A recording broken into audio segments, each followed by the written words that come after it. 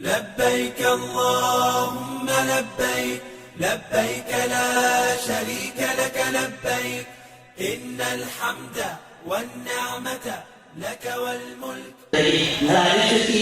മഖാം ഇബ്രാഹിം അലൈഹിസ്സലാം കഅബയെ പടുത്തുയർത്തുവാൻ വേണ്ടി ഉപയോഗിച്ചിട്ടല്ല. ഓരോ സ്റ്റെപ്പ് ഇങ്ങനെ കയറുമ്പോൾ ഉയരങ്ങളിലേക്ക് കയറാൻ കല്ലിൽ കയറിക്കൊണ്ട് ആ കല്ലെടുത്തുകൊണ്ടാണ് പിന്നീട് മഖാം ഇബ്രാഹിമിന്റെ സ്ഥാനത്ത് അവിടെ നിന്ന് ആ സ്ഥാനത്ത് ഫിറ്റ് ചെയ്തിട്ടുള്ളത്.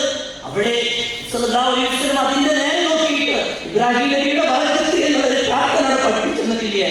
അവിടെ ആ കല്ലിന് തടവിക്കൊണ്ട് ശരീരത്തിൽ തടവാൻ വേണ്ടി പറഞ്ഞിട്ടില്ലേ? അവിടെ പറഞ്ഞതെന്താ? ഈ കല്ലിന്റെ പിന്നിൽ പ്രവർത്തിച്ച, ഈ കഅബയുടെ പിന്നിൽ പ്രവർത്തിച്ച റബ്ബിനെ ഓർത്തുകൊണ്ട് അവിടെ നിങ്ങൾ ആരാധിക്കുന്നതിനെ ഞാൻ ആരാധിക്കുന്നില്ല, ഞാൻ ആരാധിക്കുന്നതിന് നിങ്ങൾ ആരാധിക്കുന്നില്ല, നിങ്ങൾക്ക് നിങ്ങളുടെ മതം എന്ന് പറഞ്ഞുകൊണ്ട് പ്രഖ്യാപിക്കുകയാണ്. ഇല്ല, നിന്നിൽ കൊണ്ടു ചേർക്കുന്ന ഒരവസ്ഥ എനിക്കില്ല. എന്റെ മനസ്സ് നിറയെ, എന്റെ ഹൃദയം നിറയെ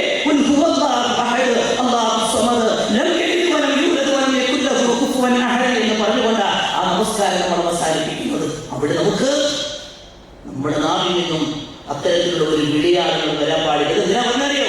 ആളുകൾ ആ മക്കാമപ്രായം അത് കാണുമ്പോൾ ഓടുന്നിട്ട് എന്നിട്ട് അവിടെ കെട്ടിപ്പിടിക്കാനും അതിനെ ചുംബിക്കാനും എന്നിട്ട് ശരീരമാസകർ തടവാൻ വേണ്ടിയിട്ട് പരിശ്രമിക്കുമ്പോ പ്രിയമുള്ളവരെ ഒരിക്കലും ഇത് ചെയ്യാൻ പാടില്ല. ആ കഅബയുടെ പരിസരത്ത് വെച്ചുകൊണ്ട് അങ്ങനെയുള്ള കാര്യങ്ങൾ നമ്മൾ ചെയ്യരുതേ എന്നും വീണ്ടും വീണ്ടും ഞാൻ കാര്യം പറയാൻ എന്റെ സംസാരം ഇടപെടുന്നുവെങ്കിൽ, എന്റെ സംസാരം ഗൗരവപൂർണ്ണമാക്കുന്നുവെങ്കിൽ കഴിഞ്ഞ വർഷങ്ങളിലെ അനുഭവങ്ങളാണ് ഇതൊക്കെ. അതുകൊണ്ടാണ് ഈ കാര്യങ്ങൾ ജീവിതത്തിലൂടെ പറയുന്നത്. അതുപോലെ ദീർഘമായി നമ്മൾ പ്രാർത്ഥിക്കുന്നു. ആ പ്രാർത്ഥന കഴിയുന്നതോടുകൂടി നമുക്ക് എന്താ അറിയോ? സംസം കുടിക്കാനാണ്. സല്ലല്ലാഹു അലൈഹി വസല്ലം പറയുന്നത് സംസം വെള്ളം എന്നുള്ളത് എന്തിനു വേണ്ടിയിട്ടാണോ കുടിക്കുന്നത്? അതിനുള്ളതാണ്. ഒരു മാസക്കാലം നമ്മൾ കുടിക്കും. മക്കയിൽ നിന്ന് കുടിക്കും, മദീനയിലെത്തിയാലും അത് നിരക്കാത്ത ഒരു പ്രവാഹമാണത്. നമ്മൾ കുടിക്കുക. ആ കുടിക്കുമ്പോൾ നമ്മൾ നല്ലത് ഉദ്ദേശിക്കുക. ഒരുപാട് പണ്ഡിതന്മാർ അവരുടെ മക്കൾ നന്നാവാൻ കാരണം സംസം വെള്ളം കുടിച്ചപ്പോൾ ഞാൻ പ്രാർത്ഥിച്ചിട്ടുണ്ട് എന്ന് പറയുന്നത് കാണാൻ കഴിയും. ആരോഗ്യ പുഷ്ടിക്ക് കാരണമാണ്. മഹാനായ സൽമാൻ ഫാരിസി റളിയല്ലാഹുവിന്റെ ചരിത്രത്തിൽ നമുക്ക് കാണുവാൻ കഴിയും. ഒരു മാസക്കാലം മക്കയിൽ കഴിച്ചു കൂട്ടിയപ്പോ ഞാനവിടെ എനിക്ക് ഭക്ഷണമായി ഉപയോഗിച്ചത് ഞാൻ സംസം വെള്ളമായിരുന്നു. എന്റെ ശരീരം പുഷ്ടിപ്പെട്ടു, എനിക്ക് നല്ല ആരോഗ്യമായി കഴിച്ചു കൂട്ടാൻ പറ്റി എന്നുള്ളത് ആരോഗ്യത്തിലൂടെ ചരിത്രങ്ങൾ നമുക്ക് കാണുവാൻ കഴിയുമെങ്കിൽ നമ്മൾ സംസം വെള്ളം കുടിക്കുമ്പോൾ നമ്മുടെ ആരോഗ്യത്തിന് നമ്മൾ ഏറ്റവും നല്ലൊരു രീതി അവിടെ തണുപ്പുള്ളതുണ്ടാകും, തണുപ്പില്ലാത്തതുണ്ടാകും. അതുകൊണ്ട് നമ്മൾ നമ്മുടെ ആരോഗ്യത്തിന് ഏറ്റവും യോജിക്കുന്നത് തീർച്ചയായും നമ്മൾ തണുപ്പില്ലാത്ത വെള്ളം നമ്മൾ കുടിച്ചു അത് റൂമിലേക്ക് കൊണ്ടുപോയി ആ ഒരു മാസക്കാലം മുഴുവനായി സംസം തന്നെ മടങ്ങിയ സംസം വെള്ളം നമ്മൾ കുടിക്കും. ഞാൻ കുറേ കാലം അവിടെ കഴിച്ചു കൂട്ടി. ഞാൻ തുടങ്ങുമ്പോൾ എന്റെ യാത്രയോടെ തുടങ്ങുന്നത് മുതൽ ശാരീരികമായ ഒരുപാട് പ്രയാസങ്ങൾ എനിക്കുണ്ടായിരുന്നു. പക്ഷേ അന്നു മുതൽ ഇന്നും ഈ സംസാരിക്കുന്ന സമയവും എനിക്കറിയാം എന്റെ ആരോഗ്യത്തിന്റെ പിന്നിൽ മക്കയിൽ ഞാൻ കഴിച്ചു കൂട്ടിയ സമയത്തുള്ള ബർക്കത്താണ്, അവിടെ ഞാൻ ഉപയോഗിച്ചിട്ടുള്ള രീതികളാണ് എന്നുള്ളത് ഉറപ്പിച്ച് പറയുവാൻ എനിക്ക് കഴിയും. അതുകൊണ്ട് സഹോദരങ്ങളെ, സംസം എന്നുള്ള അനുഗ്രഹം നമ്മൾ അവിടെ ഉപയോഗപ്പെടുത്തി നമ്മൾ കുടിച്ചതിന് ശേഷം നമ്മൾ ഉണ്ടയിലാണ് നമ്മൾ അതിനുശേഷം നമ്മുടെ ശരീരമാസകർ നമ്മൾ മൂർധാവിലേക്ക് നമ്മൾ വെള്ളം ഒഴിക്കുക കാണിച്ചു തന്നത്. അതിനുശേഷം എന്ത് ചെയ്തെന്നറിയോ? നേരെ അജർവസ്തുവിന്റെ അടുത്തേക്ക് പോയി. ആ അജർവസ്തുവിനെ ഒന്ന് തൊട്ട് ചുംബിക്കാൻ വേണ്ടിയിട്ടാണ് പോയത്. അവിടെയാണ് ഞാൻ പറഞ്ഞു പോയ കാര്യം. അഥവാ ഈ കഅബയിൽ നമ്മൾ തവാഫ് ചെയ്യുന്ന വേളയിൽ എന്ത് ചെയ്യുന്നറിയോ? സ്പർശിക്കേണ്ട സ്ഥലമുണ്ട്. അതൊന്ന് ഹജറുൽ അസ്വദാണ്. ഹജറുൽ അസ്വദ് നമ്മൾ ഒന്നാമത് അതിന് നമ്മൾ ഒരിക്കലും ചുംബിക്കാൻ പറ്റുമെന്നുള്ളതാണ്. ചുംബിക്കാൻ വേണ്ടിയിട്ട് ആഗ്രഹിക്കുക. അത് നമ്മുടെ കൽപ്പക്കല്ലേ പഠിച്ചോനെ കിട്ടുന്നില്ലല്ലോ എന്ന് വിചാരിക്കുമ്പോൾ ചുംബിച്ച സൂര്യ നമുക്ക് കിട്ടേ. അതാണ് ഒരു കാര്യം ഉദ്ദേശിച്ച് ചെയ്തിട്ടില്ലെങ്കിൽ കൂടിയിരിക്കുന്നവൻ അതിന് ആഗ്രഹം വേണം. അതിനാണ് അതിന്റെ ഫലാഹികൾ പറയുന്നത്. അത് കഴിഞ്ഞ പറ്റൂല എങ്കിൽ കൈ കൊണ്ട് സ്പർശിക്കാൻ വേണ്ടിയിട്ട് നോക്കുക. കൈ കൊണ്ട് സ്പർശിച്ചിട്ട് കിട്ടുകയാണെങ്കിൽ ആ കൈ ചുംബിക്കുക. ഇല്ല എങ്കിൽ വടി കൊണ്ട് തൊടാൻ വേണ്ടി കയ്യിൽ വടി ഇരിക്കാൻ വടിയോടൊന്നും തൊടുക. എന്നിട്ട് ആ വടി രീതിയെ ചുംബിക്കുക. അതിന് പറ്റൂലേ എങ്കിൽ കൈ അതിന്റെ നേരെ ഉയർത്തുക. അത് മാത്രമല്ല, ഓരോ സ്റ്റെപ്പിനും തവാഫിന്റെ ഓരോ സ്റ്റെപ്പും പൂർത്തിയാണ് ഹജറുൽ അസ്വദിൽ തുടങ്ങി ഹജറുൽ അസ്വദിൽ എത്തുമ്പോഴാണ്. ഹജറുൽ അസ്വദ് സ്റ്റാർട്ട് ചെയ്യുമ്പോൾ പിന്നീട് നമ്മൾ ഹജറുൽ അസ്വദിന്റെ അടുത്തേക്ക് എത്തുമ്പോൾ നമ്മൾ അല്ലാഹു അക്ബർ എന്ന് പറയുന്നതോടുകൂടി എന്ത് ചെയ്യുന്നു? രണ്ടാമത്തെ നമ്മൾ സ്റ്റാർട്ട് ചെയ്യുകയാണ്. ഇങ്ങനെ നമ്മൾ പിന്നെ നമുക്ക് അവരെ സ്പർശിക്കാനുള്ളത് പിന്നെ റുക്നുൽ യമാനിയാണ്. റുക്നുൽ യമാനി എന്ന് പറയുമ്പോൾ ഹജറുൽ അസ്വദിന്റെ തൊട്ട് മുമ്പുള്ള മൂലയാണ്. ആ മൂലയിൽ നമ്മൾ സ്പർശിക്കുമ്പോൾ അത് എന്ത് ചെയ്യണം? കൈ നമ്മൾ ചുംബിക്കേണ്ടതില്ല, സ്പർശനം മാത്രമേ ഉള്ളൂ. ആ യുദ്ധത്തിലൂടെ നമുക്ക് കാണിച്ചു തന്നു. ഇനി നമ്മൾ എന്ത് ചെയ്യുന്നു? അപ്പോൾ അവസാനത്തിലേക്ക് മഖാം ഇബ്രാഹിം വെച്ചുകൊണ്ടിരുന്ന നമസ്കാരം, അതിനുശേഷം ദീർഘമായ പ്രാർത്ഥന, അതിനുശേഷം സംസം വെള്ളം കുടിച്ച് മൂർധാവിലൊഴിച്ച് പിന്നീട് അകർവസ്ഥയുടെ അടുത്തേക്ക് പോകാൻ കഴിയില്ല. ലക്ഷണദാസം നമ്മൾ ചെയ്തു എന്നുള്ളത് സൂചിപ്പിച്ചു എന്ന് പറഞ്ഞു. അതിനുശേഷം നമ്മൾ അങ്ങനെ പോവാൻ എവിടെയൊക്കെ നമ്മൾ ദിക്റുകളും ദുആകളുമായിട്ടാണ് നമ്മൾ പോകുന്നത്. തൽബിയത്ത് കഅബ കാണുന്നതോടുകൂടി നമ്മൾ അവസാനിച്ചു കഴിഞ്ഞു. പിന്നീട് നമ്മൾ നേരെ നമ്മൾ പോകുന്നത് സഫയിലേക്കാണ്. സഫയിലേക്ക് പോകുമ്പോൾ അവിടെ തന്നെ വലിയ കാണാൻ കഴിയുന്ന സഫാ വൽ മർവത മിൻ ശഅഇല്ലാഹ്. സൂറത്ത് ബഖറയിലെ വളരെ ചെറിയതായി അത് മാത്രം മുഴുവനായിട്ട് ഓടുന്നവരുണ്ട്. ഏറ്റവും നമ്മൾ എന്ത് ചെയ്യണത്? ഏറ്റവും ആ ചെറിയ ഭാഗം മാത്രം എടുത്തുകൊണ്ട് നമ്മൾ ഓടുക. മുഴുവൻ ഓടിയാലും കുഴപ്പമൊന്നുമില്ല. എന്തായാലും സഫ, തീർച്ചയായും സഫ വൽ മർവ, തീർച്ചയായും മർവ മിൻ ശഅഇല്ലാഹ്, അല്ലാഹുവിന്റെ ചിഹ്നമാണ്. ആ ചിഹ്നത്തെ നമ്മൾ ബഹുമാനിക്കണം. അതെങ്ങനെയാ ബഹുമാനിക്കുന്നത്? നമ്മുടെ ചിഹ്നങ്ങളെ ബഹുമാനിക്കണം അല്ലേ? കടുവാപ്പള്ളിയിൽ ചിഹ്നങ്ങളുണ്ട്, മുൻപത്തെ പള്ളിയിൽ ചിഹ്നങ്ങളുണ്ട്. എന്നിട്ട് ആളുകൾ എന്നിട്ട് പോവാൻ, എന്നിട്ട് അവിടെ പച്ചക്കുപ്പാത്തിന് കഷ്ടത്ത് വണ്ടിയിലും അതുപോലെ തന്നെ നമ്മുടെ വീട്ടിൽ നമ്മൾ കേൾക്കാൻ. അതാണോ സുഖം? അതാണോ ഷിആറുകളെ ബഹുമാനിക്കുക പറയുന്നത്? അല്ല. ആ ഷിആറുകളെ ബഹുമാനിക്കേണ്ട നബി സല്ലല്ലാഹു അലൈഹി വസല്ലം കാണിച്ചു തരാൻ. സഫയിലേക്ക് പോകുമ്പോൾ അവിടെ ചരിത്രമുണ്ട്. മഹാനായിട്ടുള്ള ഇബ്രാഹിം നബി സ്വല്ലല്ലാഹു അലൈഹി വസല്ലം എന്താ കൽപ്പിച്ച്? തന്റെ പിഞ്ചോമന കയ്യിലെ മക്കയിൽ കൊണ്ടുപോയാക്കാൻ ആരംഭിച്ച് അവിടെ കൊണ്ടുപോയി വെച്ചു.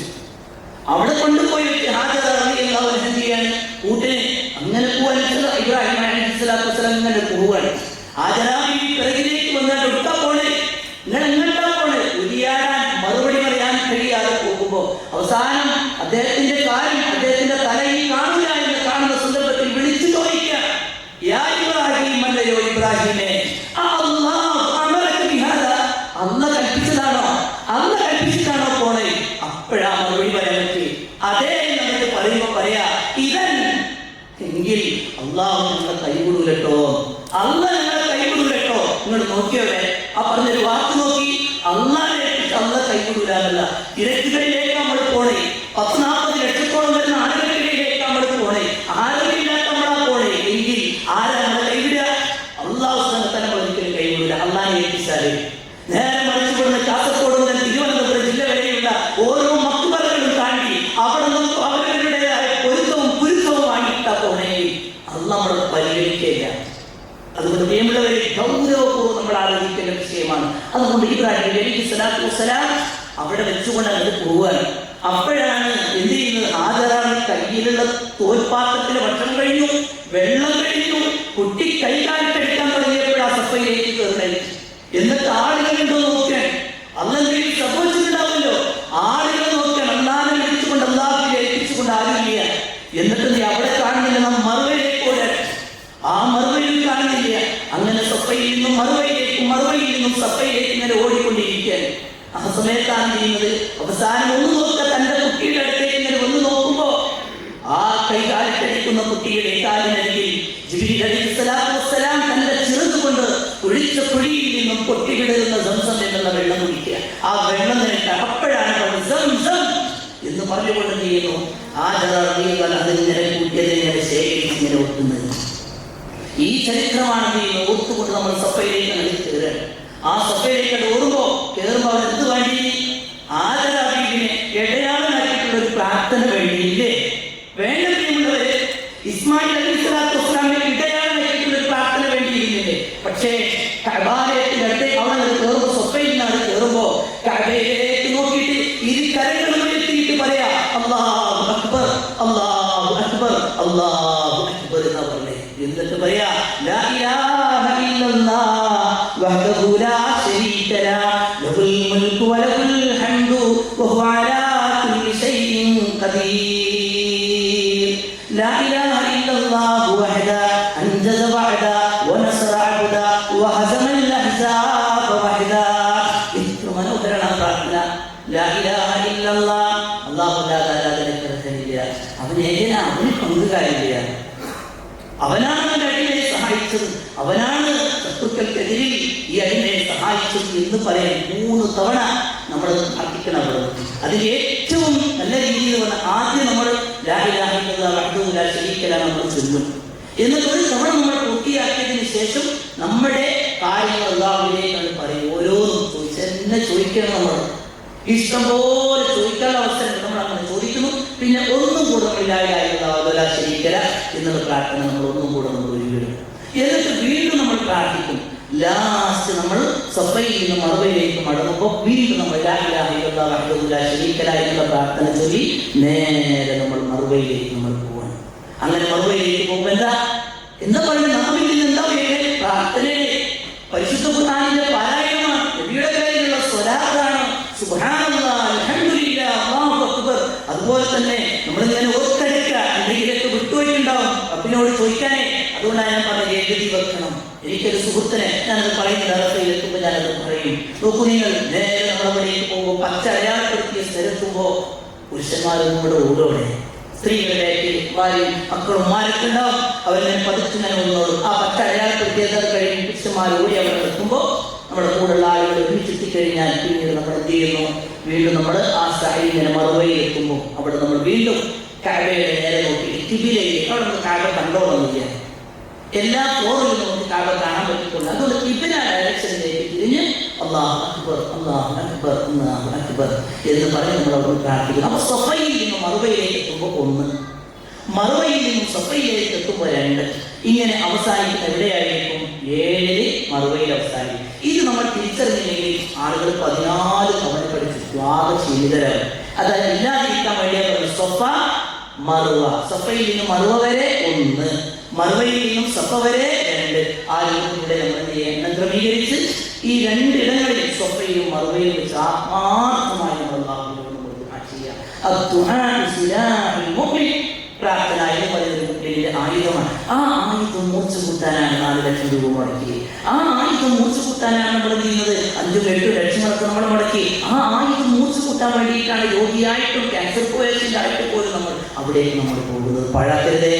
അല്ലാഹു സുബ്ഹാനഹു വ തആല പറയും, നിങ്ങളുടെ പ്രാർത്ഥന അല്ലെങ്കിൽ നിങ്ങളുടെ റബ്ബ് നടക്കുന്ന കേൾക്കൂലെന്നാ പറഞ്ഞത്. ഇതോടുകൂടി നമ്മൾ ഹജ്ജിന്റെ ഉംറയുടെ സഅയ് കഴിഞ്ഞു. പിന്നീട് പുരുഷന്മാരെയും മുടി മൊട്ടയടിക്കും. അവിടേക്ക് പുറത്തേക്ക് ഇറങ്ങും. നമ്മുടെ നാട്ടിൽ നിന്ന് ഒരാൾ കത്രികയ്ക്ക് ഇങ്ങനെ കൊണ്ടുപോകും. എന്നിട്ട് അവിടെ നമ്മൾ പോയി അങ്ങനെയല്ല നമ്മൾ ചെയ്യേണ്ടത്. സ്ത്രീകളെ സംബന്ധിച്ചിടത്തോളം കത്രിക അവരുടെ വേദനയുണ്ടെന്നുണ്ടെങ്കിൽ അല്ലെ പുരുഷന്മാർ കാണാത്ത സ്ഥലങ്ങളിലേക്ക് വെച്ചുകൊണ്ട് മുഴുവൻ മുടി ഇങ്ങനെ ചേർത്ത് പിടിച്ച് അവസാനത്തെ അറ്റം ഒരു വിരൽക്കുമ്പോളം മുറിക്കുന്നതോടുകൂടി ചെയ്യാൻ അവർ ആ ഉംറയിൽ നിന്നും അവർ ഇഹ്റാമിൽ നിന്നും അവർ മുക്തമായി തഹല്ലുലായി കഴിയും. പുരുഷന്മാരാണെങ്കിൽ പറയുന്നത് മുഴുവനായിട്ടും മുടി എന്ത് ചെയ്യുക? മൊട്ടയടിക്കുക, അല്ലെങ്കിൽ പൂർണ്ണമായി വെട്ടിക്കളയുക. ഇല്ലെങ്കിൽ ഇവിടെ വന്നിട്ട് ഞാൻ ഒരു കട്ട് ഒഴിവാക്കും. അത് പറ്റൂല. ആ ദിവസം നമുക്ക് പഠിപ്പിച്ചൊന്നും ഇല്ല. എന്തിന്? അല്ലാഹുവിന്റെ റസൂൽ പഴമ തെൽബിയത്ത് പറഞ്ഞതുപോലെ തന്റെ ഹജ്ജിന്റെ സന്ദർഭത്തിൽ പറഞ്ഞൊരു കാര്യമാണ്, നിങ്ങൾ എന്ത് ചെയ്യണം? ഹജ്ജിന്റെ കർമ്മങ്ങൾ എന്നിൽ നിന്ന് നിങ്ങൾ സ്വീകരിക്കണം. അവർ ചെയ്തതുപോലെയാണ് നമ്മൾ ചെയ്യേണ്ടത്. പ്രാർത്ഥിക്കുകയാണ് അവിടുന്ന്. എന്താ പ്രാർത്ഥിച്ചത്? അല്ലാഹുവേ തലം മുണ്ടനം ചെയ്തവരായ ആളുകൾക്ക് നീ കൊടുത്തു കൊടുക്കണേ. നിങ്ങൾ ആലോചിച്ച് നമുക്കൊക്കെ ഓരോ ഉസ്താദുമാരെ കാണുമ്പോൾ ഓരോരുത്തരെ കാണുമ്പോൾ എന്തോ നിങ്ങൾക്ക് വേണ്ടി ദ്വാ ചെയ്യണട്ടോ, എനിക്ക് വേണ്ടി ദ്വാ ചെയ്യണട്ടോ നമ്മൾ പറയില്ലേ? ശരിയാ, നമുക്ക് നമ്മളെക്കാൾ അറിവും ഭക്തിക്കുള്ള ആളുകൾ നമുക്ക് അങ്ങനെയൊക്കെ പറയാം. പക്ഷേ അല്ലാഹുവിന്റെ റസൂൽ പ്രാർത്ഥിക്കണം. ആ റസൂൽ ആർക്കെ പ്രാർത്ഥിക്കണേ? ലോകാവസാനം വരെയുള്ള ആജിമാരായ ആളുകൾ ആരൊക്കെ തല മൊട്ടയടിക്കുന്നുണ്ടോ അവർക്കൊക്കെ നീ കൊടുത്തു കൊടുക്കണേ. 4 ആളുകൾ അവിടെ വന്നതായിട്ട് ആ തല മൊട്ടയടിക്കാൻ അവർ ചെയ്യാറില്ല. എന്നാൽ ബാക്കി ആരെടുത്തും വലിയ ഇവിടെ പ്രാർത്ഥിക്കണട്ടോ ഇവിടെ പ്രാർത്ഥിക്കണട്ടോ എന്ന് പറഞ്ഞാൽ അവർക്ക് ചെയ്യാറാവുകയും ചെയ്യും. അതല്ല, 3 തവണ തലമുണ്ടനച്ചവരായ ആളുകൾക്ക് വേണ്ടി പ്രാർത്ഥിക്കുന്നത് പുറത്തു കൊടുക്കണേ എന്ന് പ്രാർത്ഥിച്ചിട്ടുണ്ട്. നമ്മൾ ചെയ്യാൻ അല്ലാഹു തൗഫീഖ് പ്രദാനം ചെയ്യുമാറാവട്ടെ. അതുപോലെ അല്ല എങ്കിൽ മുടി മുഴുവനായിട്ട് കൊടുക്കണമെന്നുണ്ടെങ്കിൽ പൂർണ്ണമായി മുടി വെട്ടുക. സ്ത്രീകളാരോട് കൊടുത്ത് ഇതോടുകൂടി നമുക്ക് എന്ത് കഴിഞ്ഞു? ആദ്യത്തെ ഹജ്ജിന് വേണ്ടിയിട്ട് നമ്മൾ ഇറങ്ങി പുറപ്പെട്ടപ്പോൾ അതിലെ തമത്തുവിന്റെ ഹജ്ജാണ് നമ്മൾ ചെയ്യുന്നത് എന്നുള്ളത് കൊണ്ട് തന്നെ ആദ്യത്തെ ഉംറ പ്രക്രിയ കഴിഞ്ഞു. ഇനി നമുക്ക് എല്ലാം അനുവദനീയമാണ്. അനുവദനീയമാവാത്ത ഒന്നും അവിടെ ഇല്ല. ഏതൊഴികെ ഹറമിന്റെ ഉള്ളിൽ നമുക്ക് പിന്നെ ജീവിക്കുന്നത് ഒന്നും തെറ്റ് ചെയ്യാൻ പറ്റില്ല. തെറ്റ് ചെയ്യാൻ ഉദ്ദേശിക്കാൻ പോലും പറ്റില്ല. ഇനി ഞാൻ പറഞ്ഞതായിരിക്കും, ഒരു പക്ഷേ നേരത്തെ എത്തിയ ആളുകൾക്ക് അവിടെ നേരത്തെ എത്തിയ ആളുകൾക്ക് കുറേ ദിവസം കിട്ടും. ഒരു 10-30 ദിവസം ചിലപ്പോൾ ചില ആളുകൾക്ക് ഹജ്ജിന്റെ മുമ്പ് ഹറമിൽ വരും. ചുരുങ്ങിയ 25 ദിവസമെങ്കിലും നമുക്ക് എന്ത് ചെയ്യാം, അതിൻ്റെ മുമ്പായിട്ട് അവിടെ കിട്ടും. പിന്നെ ആദ്യം മദീനയിലേക്കാണ് പോകുന്നതെങ്കിൽ അതിന് ശേഷമായിരിക്കും കൂടുതൽ ദിവസം കിട്ടുക. അപ്പൊ അതുകൊണ്ട് തന്നെ ഒന്നാമത്തെ ഉംറ കഴിഞ്ഞാൽ പിന്നെ നമുക്കവിടെ ചെയ്യാനുള്ള കാര്യങ്ങൾ എന്താണ്? നമ്മൾ സാധാരണ ഭാര്യ ഭർത്താക്കന്മാർ എങ്ങനെയാണോ ഇവിടെ കഴിച്ചു അതേപോലെ ഹജ്ജിന്റെ വേളയിൽ ഹജ്ജ് തുടങ്ങുന്നതിന് മുമ്പ് ദുൽഹിജ്ജ് 8 മുമ്പ് അവർക്ക് എന്തൊക്കെ അവർക്ക് ചെയ്യാം. ഇതറിയില്ല കുറെ സാധനങ്ങൾക്ക്, കുറെ സ്ത്രീകൾക്കത് അറിയില്ല, കുറെ പുരുഷന്മാർക്കും അറിയില്ല. എന്നിട്ട് അവരെ എങ്ങാറാണെന്ന് കാണാൻ പറ്റും. എങ്ങനെ നമുക്ക് പറഞ്ഞു ഒന്നുമില്ല. അതിനാണ് തമത്തു ആയ ഹജ്ജ് എന്ന് പറയുന്നത്. എല്ലാം നമുക്കുള്ള നിയമമാണ്. ഞാൻ എത്തിപ്പറ്റി പറയേണ്ട ആവശ്യമില്ലല്ലോ. അതുകൊണ്ടാണ് നമ്മൾ എന്ത് ചെയ്യുന്നത്, ഈ തമത്തു ആയ ഹജ്ജ് നിർവഹിക്കുന്നത് കൊണ്ടാണ് നമുക്ക് അറിവ് വരുന്നത്. അറിവിന്റെ വിഷയം ഞാൻ വിശദീകരിക്കും. ആ സന്ദർഭത്തിൽ ആ കാര്യങ്ങൾ നമുക്ക് എന്ത് ചെയ്യാൻ പറയാം. അപ്പൊ ഇനി നമ്മൾ ഈ ദിവസങ്ങൾ നമ്മൾ എങ്ങനെ ക്രമീകരിക്കണം? നമ്മൾ എന്ത് ചെയ്യണം? ഹറമിൽ ഒരു നിസ്കാരത്തിന്റെ പ്രതിഫലത്തെ 1,00,000 ഒരു ജുമ കിട്ടിയാൽ 1,00,000 ജുമയാണ്. 1,00,000 ജുമ നമുക്ക് ഈ ദുനിയാവിൽ കിട്ടണമെങ്കിൽ 1,00,000 ദിവസം നമ്മൾ ജീവിക്കണം. അതുകൊണ്ട് പരമാവധി നമ്മുടെ ഹറം ഉപയോഗപ്പെടുത്തുക. എന്റെ പ്രിയപ്പെട്ട സഹോദരികളെ, അവിടെ വെച്ചുകൊണ്ടിട്ട് ആളുകൾ പറയും സ്ത്രീകളൊക്കെ വീട്ടു നിസ്കരിച്ചാൽ മതി. പള്ളിയിൽ ജുമാക്ക് ബാധിക്കുന്ന വിളിക്കായിരിക്കും. ആ വിളിക്കുന്ന സമയത്തിലാണ് ഹറമിന്റെ പരിസരത്തിൽ നിന്ന് സഹോദരികൾ ഇങ്ങനെ ഓർത്തു പോണേ. എന്തിനാ പോണേ? ഒരു ജുമാക്ക് പറ്റൂല, സ്ത്രീകൾ ആ പള്ളിക്ക് പോകാൻ പറ്റൂല. അല്ലാഹുവിന്റെ റസൂൽ സല്ലല്ലാഹു അലൈഹി വസല്ലം നമുക്ക് അനുവദിച്ചു തന്നതാണ്. അവിടെ മക്കയിലും മദീനയിലും മാത്രമല്ല, ചില ആളുകൾ മക്കയും മദീനയിലൊക്കെ ഞങ്ങൾ വരണ്ട എന്ന് പറഞ്ഞാൽ മക്കയും മദീനയിലൊക്കെ ഉൾപ്പെടുത്തിയാലോ ഇവിടെ എത്തിയാൽ നമുക്ക് പള്ളിയിലേക്ക് പോവാം. നിങ്ങൾക്കറിയാം, ഈ പെരുന്നാളിന്റെ നമസ്കാരം പോലും സല്ലല്ലാഹു അലൈഹി വസല്ലം സ്ത്രീകളോട് ഈദ്ഗാഹിലേക്ക് വരാൻ വേണ്ടി പറഞ്ഞ സഹാബ വനിതകൾ ചോദിക്കുക, പീരിയഡ് ആണെങ്കിലോ എന്ന് ചോദിച്ചിട്ടുണ്ട്. പീരിയഡ് ആണെങ്കിൽ നിങ്ങൾക്ക് പ്രാർത്ഥനയും പങ്കെടുത്തൂടെ ചോദിച്ചു. ജിൽബാബിലെങ്കിലും വെച്ചു, വസ്ത്രമില്ലെങ്കിലും വെച്ചു, പർദ്ദല്ലെങ്കിലും വെച്ചു. അയൽവാസിന്റെ നിന്ന് കൂട്ടുകാരിൽ വായ്പ വാങ്ങി ഒന്നോന്നാ പറഞ്ഞു. അത്രയും പ്രാധാന്യം വരുന്നത്. അതുകൊണ്ട് തന്നെ അവിടെ പോകുമ്പോഴും നിങ്ങൾ ഞാൻ പറഞ്ഞു വെച്ചിട്ടല്ലേ ഈ കാര്യങ്ങളിലേക്ക് പടച്ചോനെ 5 ലക്ഷം രൂപ കൊടുത്തിട്ടുണ്ട്, പടച്ചോനെ 8 ലക്ഷം രൂപ കൊടുത്തിട്ടുണ്ട്. അതുകൊണ്ട് എന്റെ അറിവിലായിരുന്നു പോലും എനിക്ക് ആ വിഷയത്തിൽ അബദ്ധം വരരുത്. അതുകൊണ്ട് 1,00,000 ജുമ നഷ്ടപ്പെടാൻ പാടില്ല. ഓരോ നമസ്കാരങ്ങളും ഓരോ ഭക്തിയിലും നമ്മൾ അവതരിച്ചിരിക്കും. ആ നമസ്കാരത്തിന്റെ ഒക്കെ പിറകിൽ മയ്യത്തുസ്കാരം ഉണ്ടാവുമല്ലേ? മയ്യത്തുസ്കാരത്തിന്റെ പ്രാർത്ഥനകളെ കൊണ്ടുവന്നിട്ടുണ്ട് ഹാജിമാർക്ക് കൊടുക്കാൻ. നമ്മളവിടെ പ്രത്യേകമായി തയ്യാറാക്കില്ല. എല്ലാവർക്കും ഉണ്ടാവില്ല, എന്നാലും ഹാജിമാർ മാത്രം സെലക്ട് ചെയ്തിട്ടെടുക്കുക.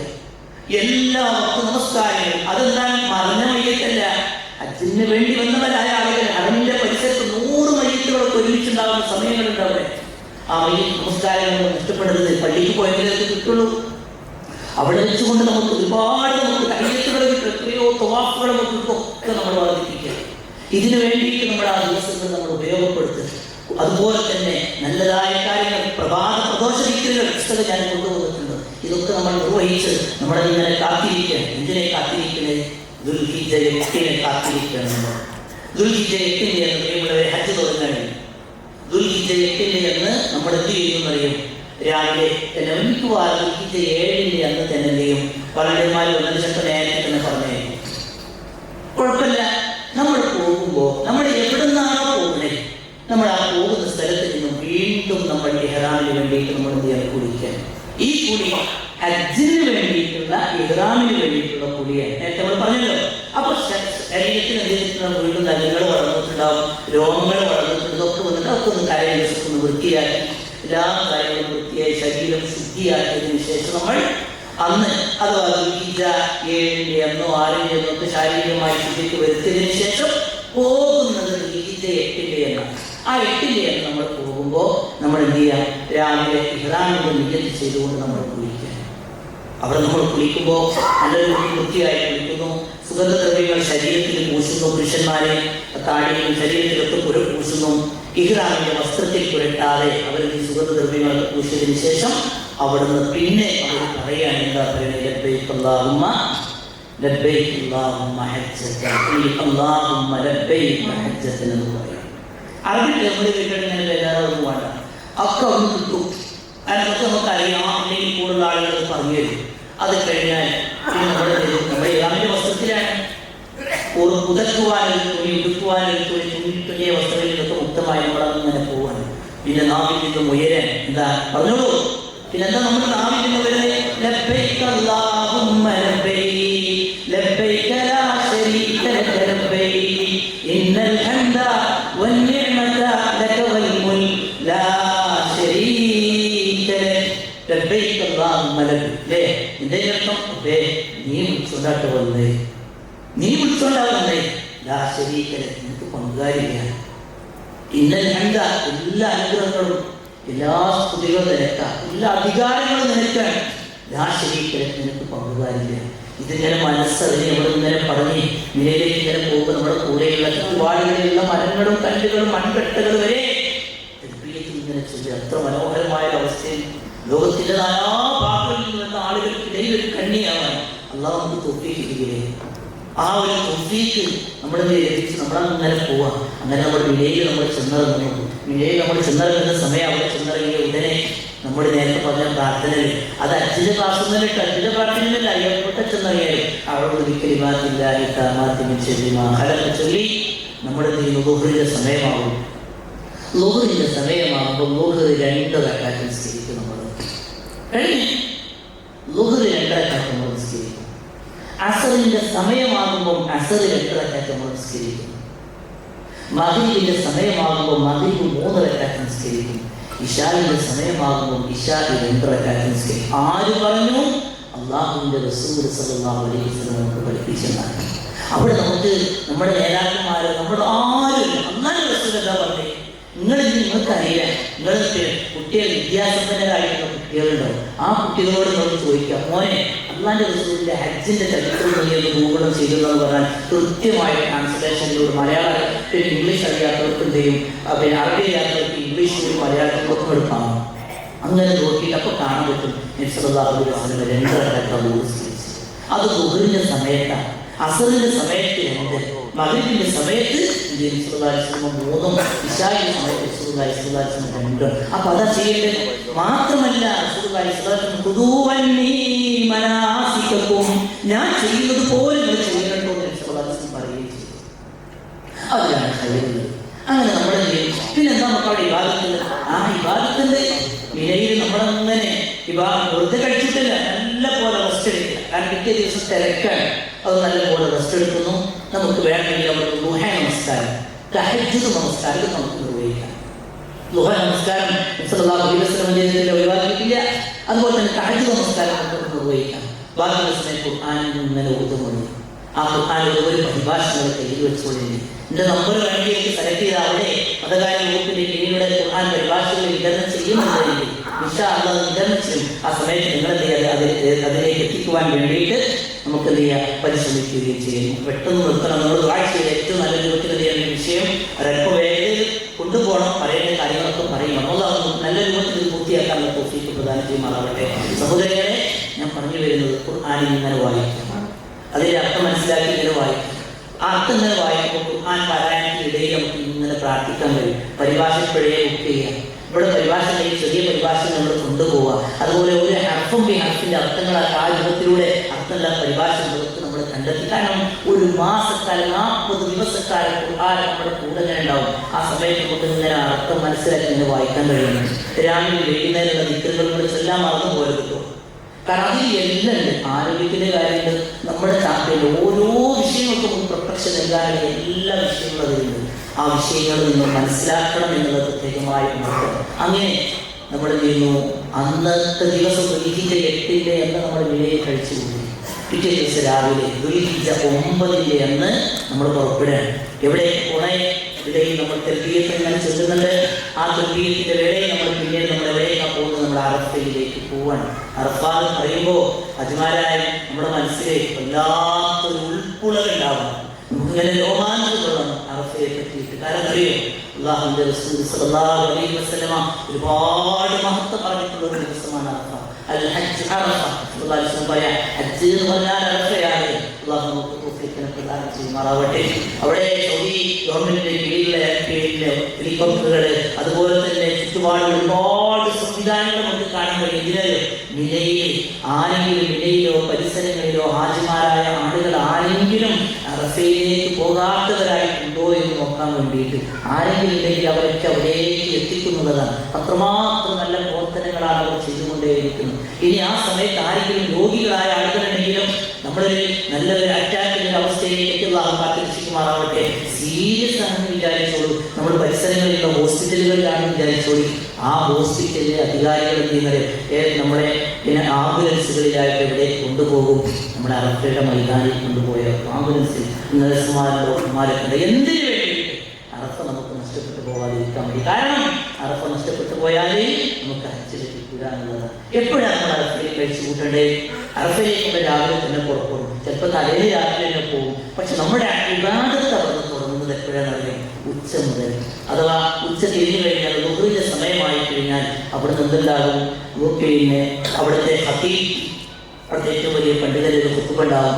ആ ഹുത്തുബ കഴിഞ്ഞാൽ പിന്നീട് അസ്ർ ദുഹർ നമസ്കാരം 2 റക്അത്ത്, ദുഹർ നമസ്കാരം 2 റക്അത്ത് റസൂലുള്ളാഹി സ്വല്ലല്ലാഹു അലൈഹി വസല്ലം അങ്ങനെയാണ് നിർവഹിച്ചത്. അത് കഴിഞ്ഞാൽ ഇഖാമത്ത് കൊടുത്തുകൊണ്ട് അസ്ർ നമസ്കാരം 2 റക്അത്ത് നിസ്കരിച്ചു കഴിഞ്ഞാൽ പിന്നീട് നമുക്ക് അവിടെ ചെയ്യുവാനുള്ളത് പ്രാർത്ഥനയോട് പ്രാർത്ഥനയാണ്. അതിന് മർമ്മ വിഷയങ്ങളിലേക്ക് മാത്രം വരുവാക്കി ചരിത്രങ്ങളിലേക്കൊന്നും ഞാൻ പോകുന്നില്ല, സമയം വളരെ ദൈർഘ്യമുണ്ടെന്ന്. നോക്കൂ, നിങ്ങൾ ഒരൊറ്റ സംഭവം മാത്രം പറയുമ്പോൾ നമുക്കത് മനസ്സിലാവും. സല്ലല്ലാഹു അലൈഹി വസല്ലമ അവിടെ ചെല്ലാൻ വേണ്ടി പറഞ്ഞ പ്രാർത്ഥന നമ്മൾ ആദ്യം കൊടുക്കുക. അതെന്താ? ദുആ, ഏറ്റവും പ്രാർത്ഥനയിലെ ഏറ്റവും അഫ്ളലായ ദുആ അറഫയിലെ പ്രാർത്ഥനയാണ് എന്ന് സല്ലല്ലാഹു അലൈഹി വസല്ലം പറഞ്ഞു. എന്നിട്ട് ആ പ്രാർത്ഥന പഠിപ്പിച്ചു തന്നു. ഏതാണത്? لا إله إلا الله وحده لا شريك له له الملك وله الحمد وهو على كل شيء قدير. ഈ പ്രാർത്ഥന എല്ലാവർക്കും കാണാതില്ലേ? ഇത് കാണാതായിട്ട് ആരെങ്കിലും ഉണ്ടോ? ആരും ഉണ്ടാവില്ല. ഇത് പറഞ്ഞാൽ അത്രയും ലളിതമാണ്. അവിടെ നമുക്ക് വലിയൊരു പ്രാർത്ഥന റസൂൽ പഠിപ്പിച്ചാൽ നമുക്ക് ഇടങ്ങേറാകും. പക്ഷെ നമുക്ക് അറിയാവുന്ന ഒരു പ്രാർത്ഥന ചെല്ലാൻ വേണ്ടി ഇതിടക്കിടക്ക് ഇങ്ങനെ പറഞ്ഞുകൊണ്ടേയിരിക്കുക.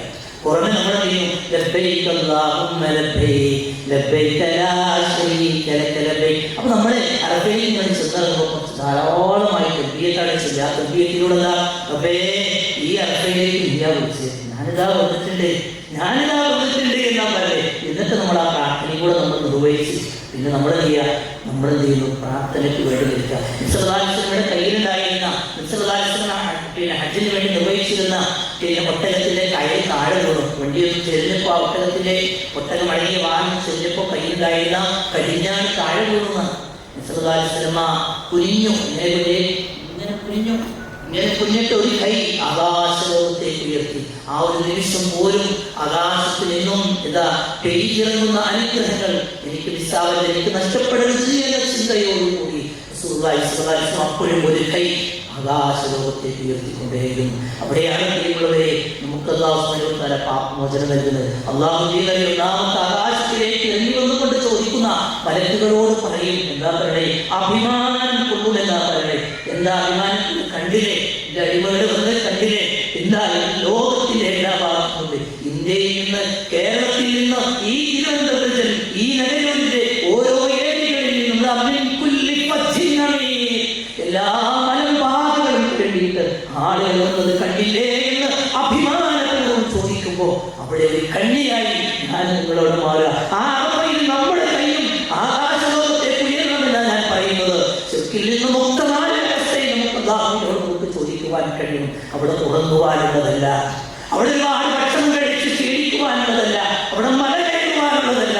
ഇതൊക്കെ ഞാൻ പറയുന്നത് അടിവരയിട്ട് പറയുന്നത് ഇതൊക്കെ അവിടെ കാണാൻ കഴിയും. നമുക്ക് ആളുകൾ ഒരു ടൂറായിട്ട് കാണും, ആളുകൾ ഇങ്ങനെ കശപിശകൾ പറഞ്ഞുകൊണ്ടിരിക്കും, ആളുകൾ നാട്ടുവർത്തമാനങ്ങൾ പറഞ്ഞുകൊണ്ടിരിക്കും, ആളുകൾ രാഷ്ട്രീയ വർത്തമാനങ്ങൾ പറയും. പക്ഷേ ആ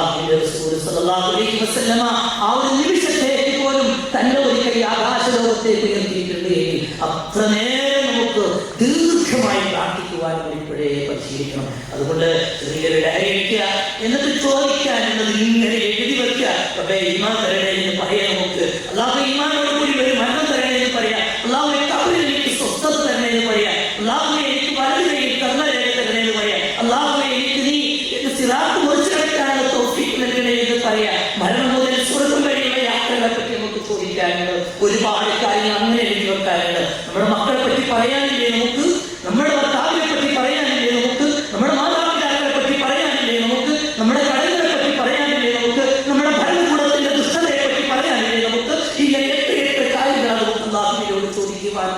അതൊക്കെ ചോദിക്കുവാനുള്ള ഏറ്റവും സുന്ദരമായ നിമിഷങ്ങളിൽ നമ്മൾ തുടങ്ങുന്നത് എങ്ങനെയാ?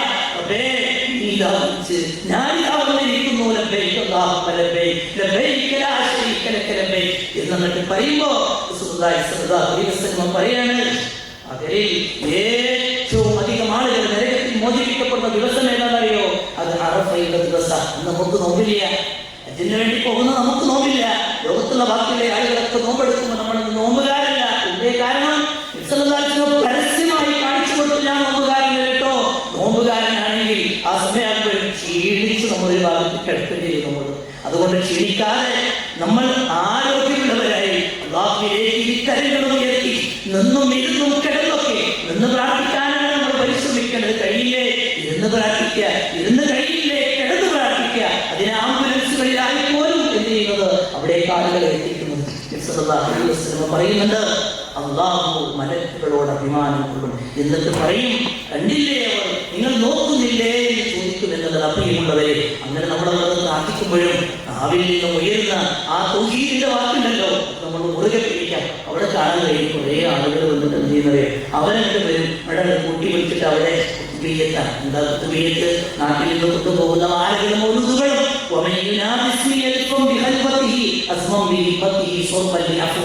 പ്രാർത്ഥന. 1000 തവണ ആരെങ്കിലും എന്നെ വിളിച്ചാൽ ഞാൻ അതിന്റെ വിളിക്ക് ഉത്തരം നൽകും. അരുത്.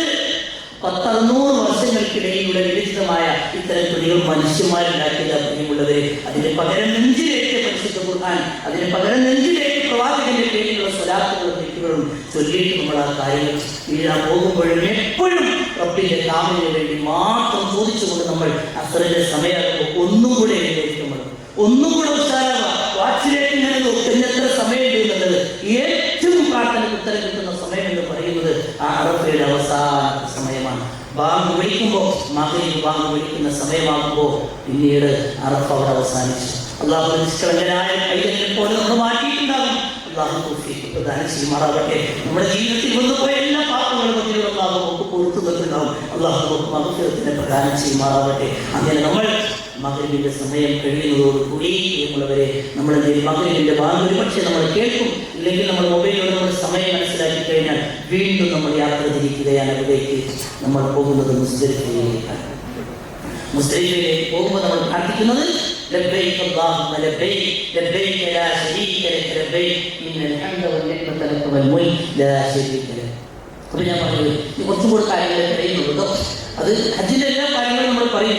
അങ്ങനെ മുസ്ദലിഫയിലേക്ക് നമ്മൾ പോകും. ആകെ ക്ഷീണിതരായിട്ടുണ്ടാവും നമ്മൾ. അങ്ങനെ ക്ഷീണത്തോടുകൂടി വണ്ടിയിലാണ് ബസ്സിൽ പോകുന്ന ആളുകൾ, ട്രെയിനിൽ പോകുന്ന ആൾ തിക്കിലും തിരക്കിലും പെട്ട് നമ്മൾ കുറച്ച് പ്രയാസപ്പെടും. ആദ്യമേ ഞാൻ അത് നെഗറ്റീവ് പറയുക, അത് നിലനിൽക്കുക. അല്ലാഹുവിന്റെ റസൂലിന്റെ അടുക്കൽ ആയിഷ റളിയല്ലാഹു പറയാം, ഞങ്ങൾക്കുമായില്ലേ യുദ്ധം, ഞങ്ങൾക്കുമാണ് യുദ്ധം എന്ന് പറഞ്ഞാൽ നിങ്ങൾക്ക് യുദ്ധമല്ല, അവിടെ യുദ്ധം ഏതാണ്? ഹജ്ജാണെന്ന് പറഞ്ഞു. അപ്പൊ ഹജ്ജ് എന്ന് പറഞ്ഞാൽ കുറച്ച് പരിശ്രമം ആവശ്യം. നല്ല പോലെ നമ്മൾ ക്ഷീണിക്കും. പക്ഷെ ആര് ക്ഷീണിക്കൂല? റബ്ബിന് വരവേൽപ്പിച്ച ആളുകൾ ക്ഷീണിക്കൂല. അവരെപ്പോഴും ആവേശത്തിലായിരിക്കും, നല്ല ഉണർവിലായിരിക്കും. അങ്ങനെ നമ്മൾ പ്രയാസപ്പെടുമ്പോൾ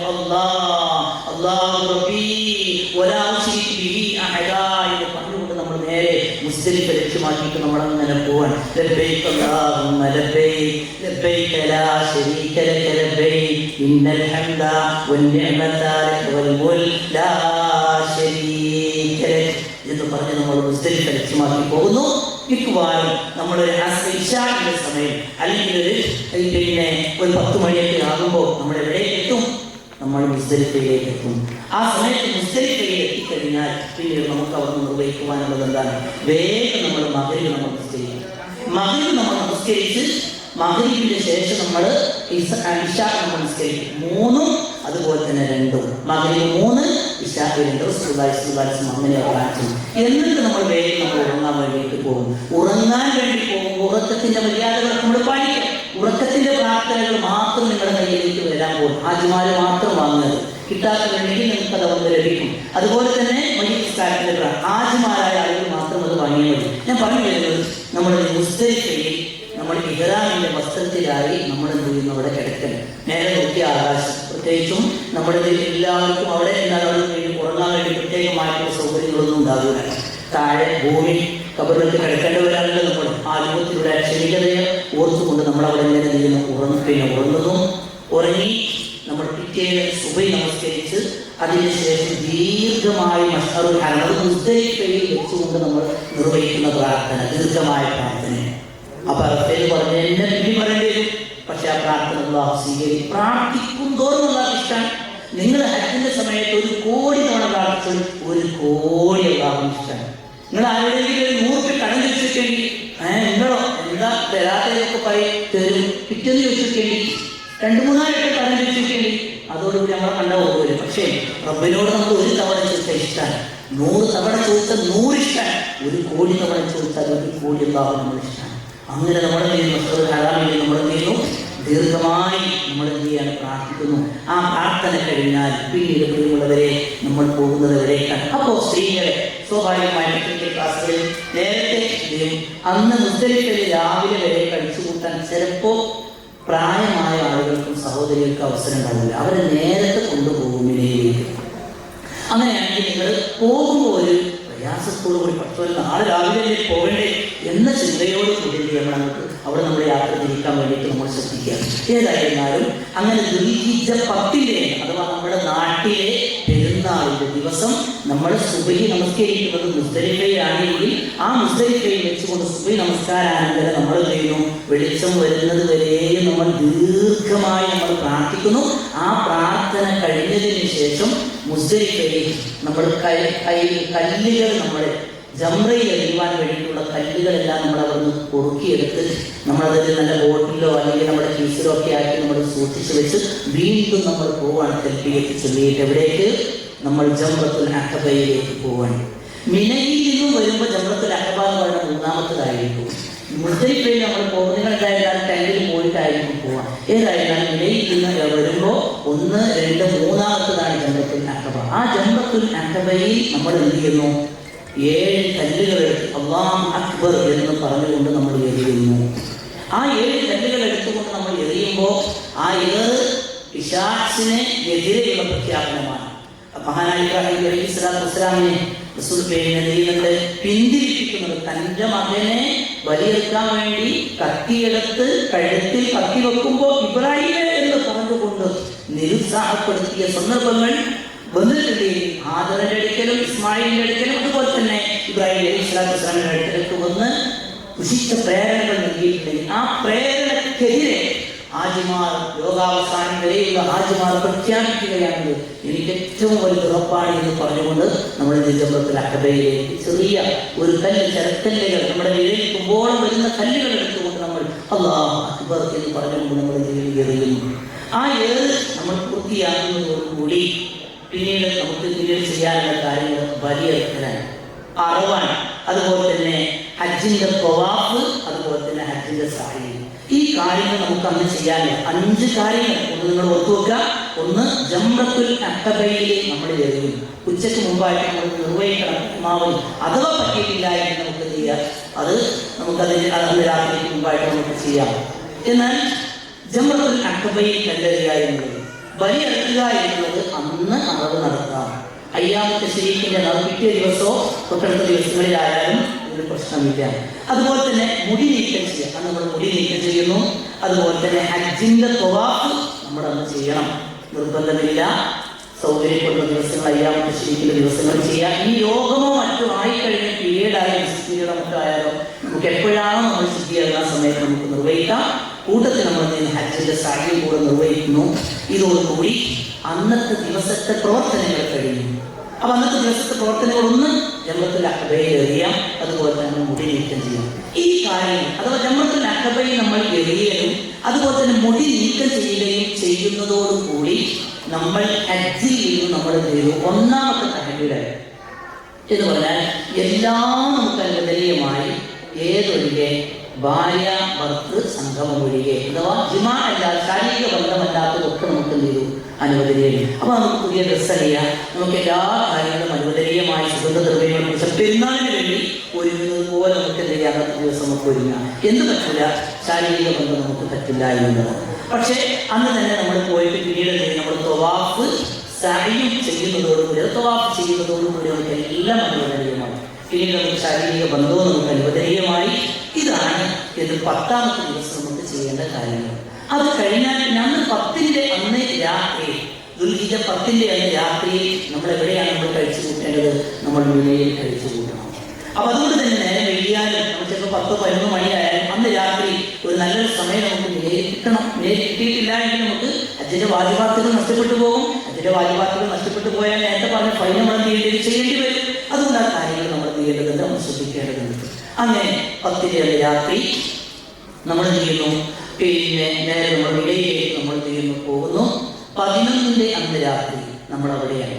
12-ന്റെ അന്ന് നമ്മൾ അവിടെയാണ്. 12-ന്റെ അന്ന് ഉച്ചയോട് കൂടി നമുക്ക് അവിടുന്ന് പിരിയാം. പക്ഷേ അയ്യാമത്തെ ശരീരത്തിന്റെ അന്ന് ഈ മിനയിൽ വെച്ചുകൊണ്ട് നമുക്ക് നിർവഹിക്കുവാനുള്ള ഇബാദത്ത് എന്താണ്? അവിടെയാണ് നമ്മൾ ശ്രദ്ധിക്കേണ്ട കാര്യം. നമ്മൾ മിനയിൽ അങ്ങനെ പോയിട്ട് രാപ്പാർക്കലാണ്. രാത്രി നമ്മൾ അവിടെ രാപ്പാർക്കുന്നു, റെസ്റ്റ് എടുക്കുന്നു. ഈ നേരത്തെ പറഞ്ഞതുപോലെ ളുഹറിന്റെ സമയത്ത് 2, അസറിന്റെ സമയത്ത് 2, മഗ്രിബിന്റെ സമയത്ത് 3, ഇശാഇന്റെ സമയത്ത് 2, തഹജ്ജുദ് പോലുള്ള നമസ്കാരങ്ങളൊക്കെ നമുക്ക് വേണമെങ്കിൽ അവർ നിർവഹിക്കാം. തഹജ്ജുദ് നമുക്ക് എന്തായാലും നമ്മൾ നിർവഹിക്കണം. ഇത് കഴിഞ്ഞാൽ ഓരോ ദിവസവും ഉച്ചതിരിഞ്ഞാൽ അഥവാ ളുഹറിന്റെ സമയമായി കഴിഞ്ഞാൽ നമ്മൾ 21 കല്ലുകൾ എടുത്തുകൊണ്ട് നമ്മൾ ചെയ്യുന്നു. ടെന്റിൽ നിന്നും, മിനയുടെ ടെന്റിൽ നിന്നും നമ്മൾ ഇറങ്ങും.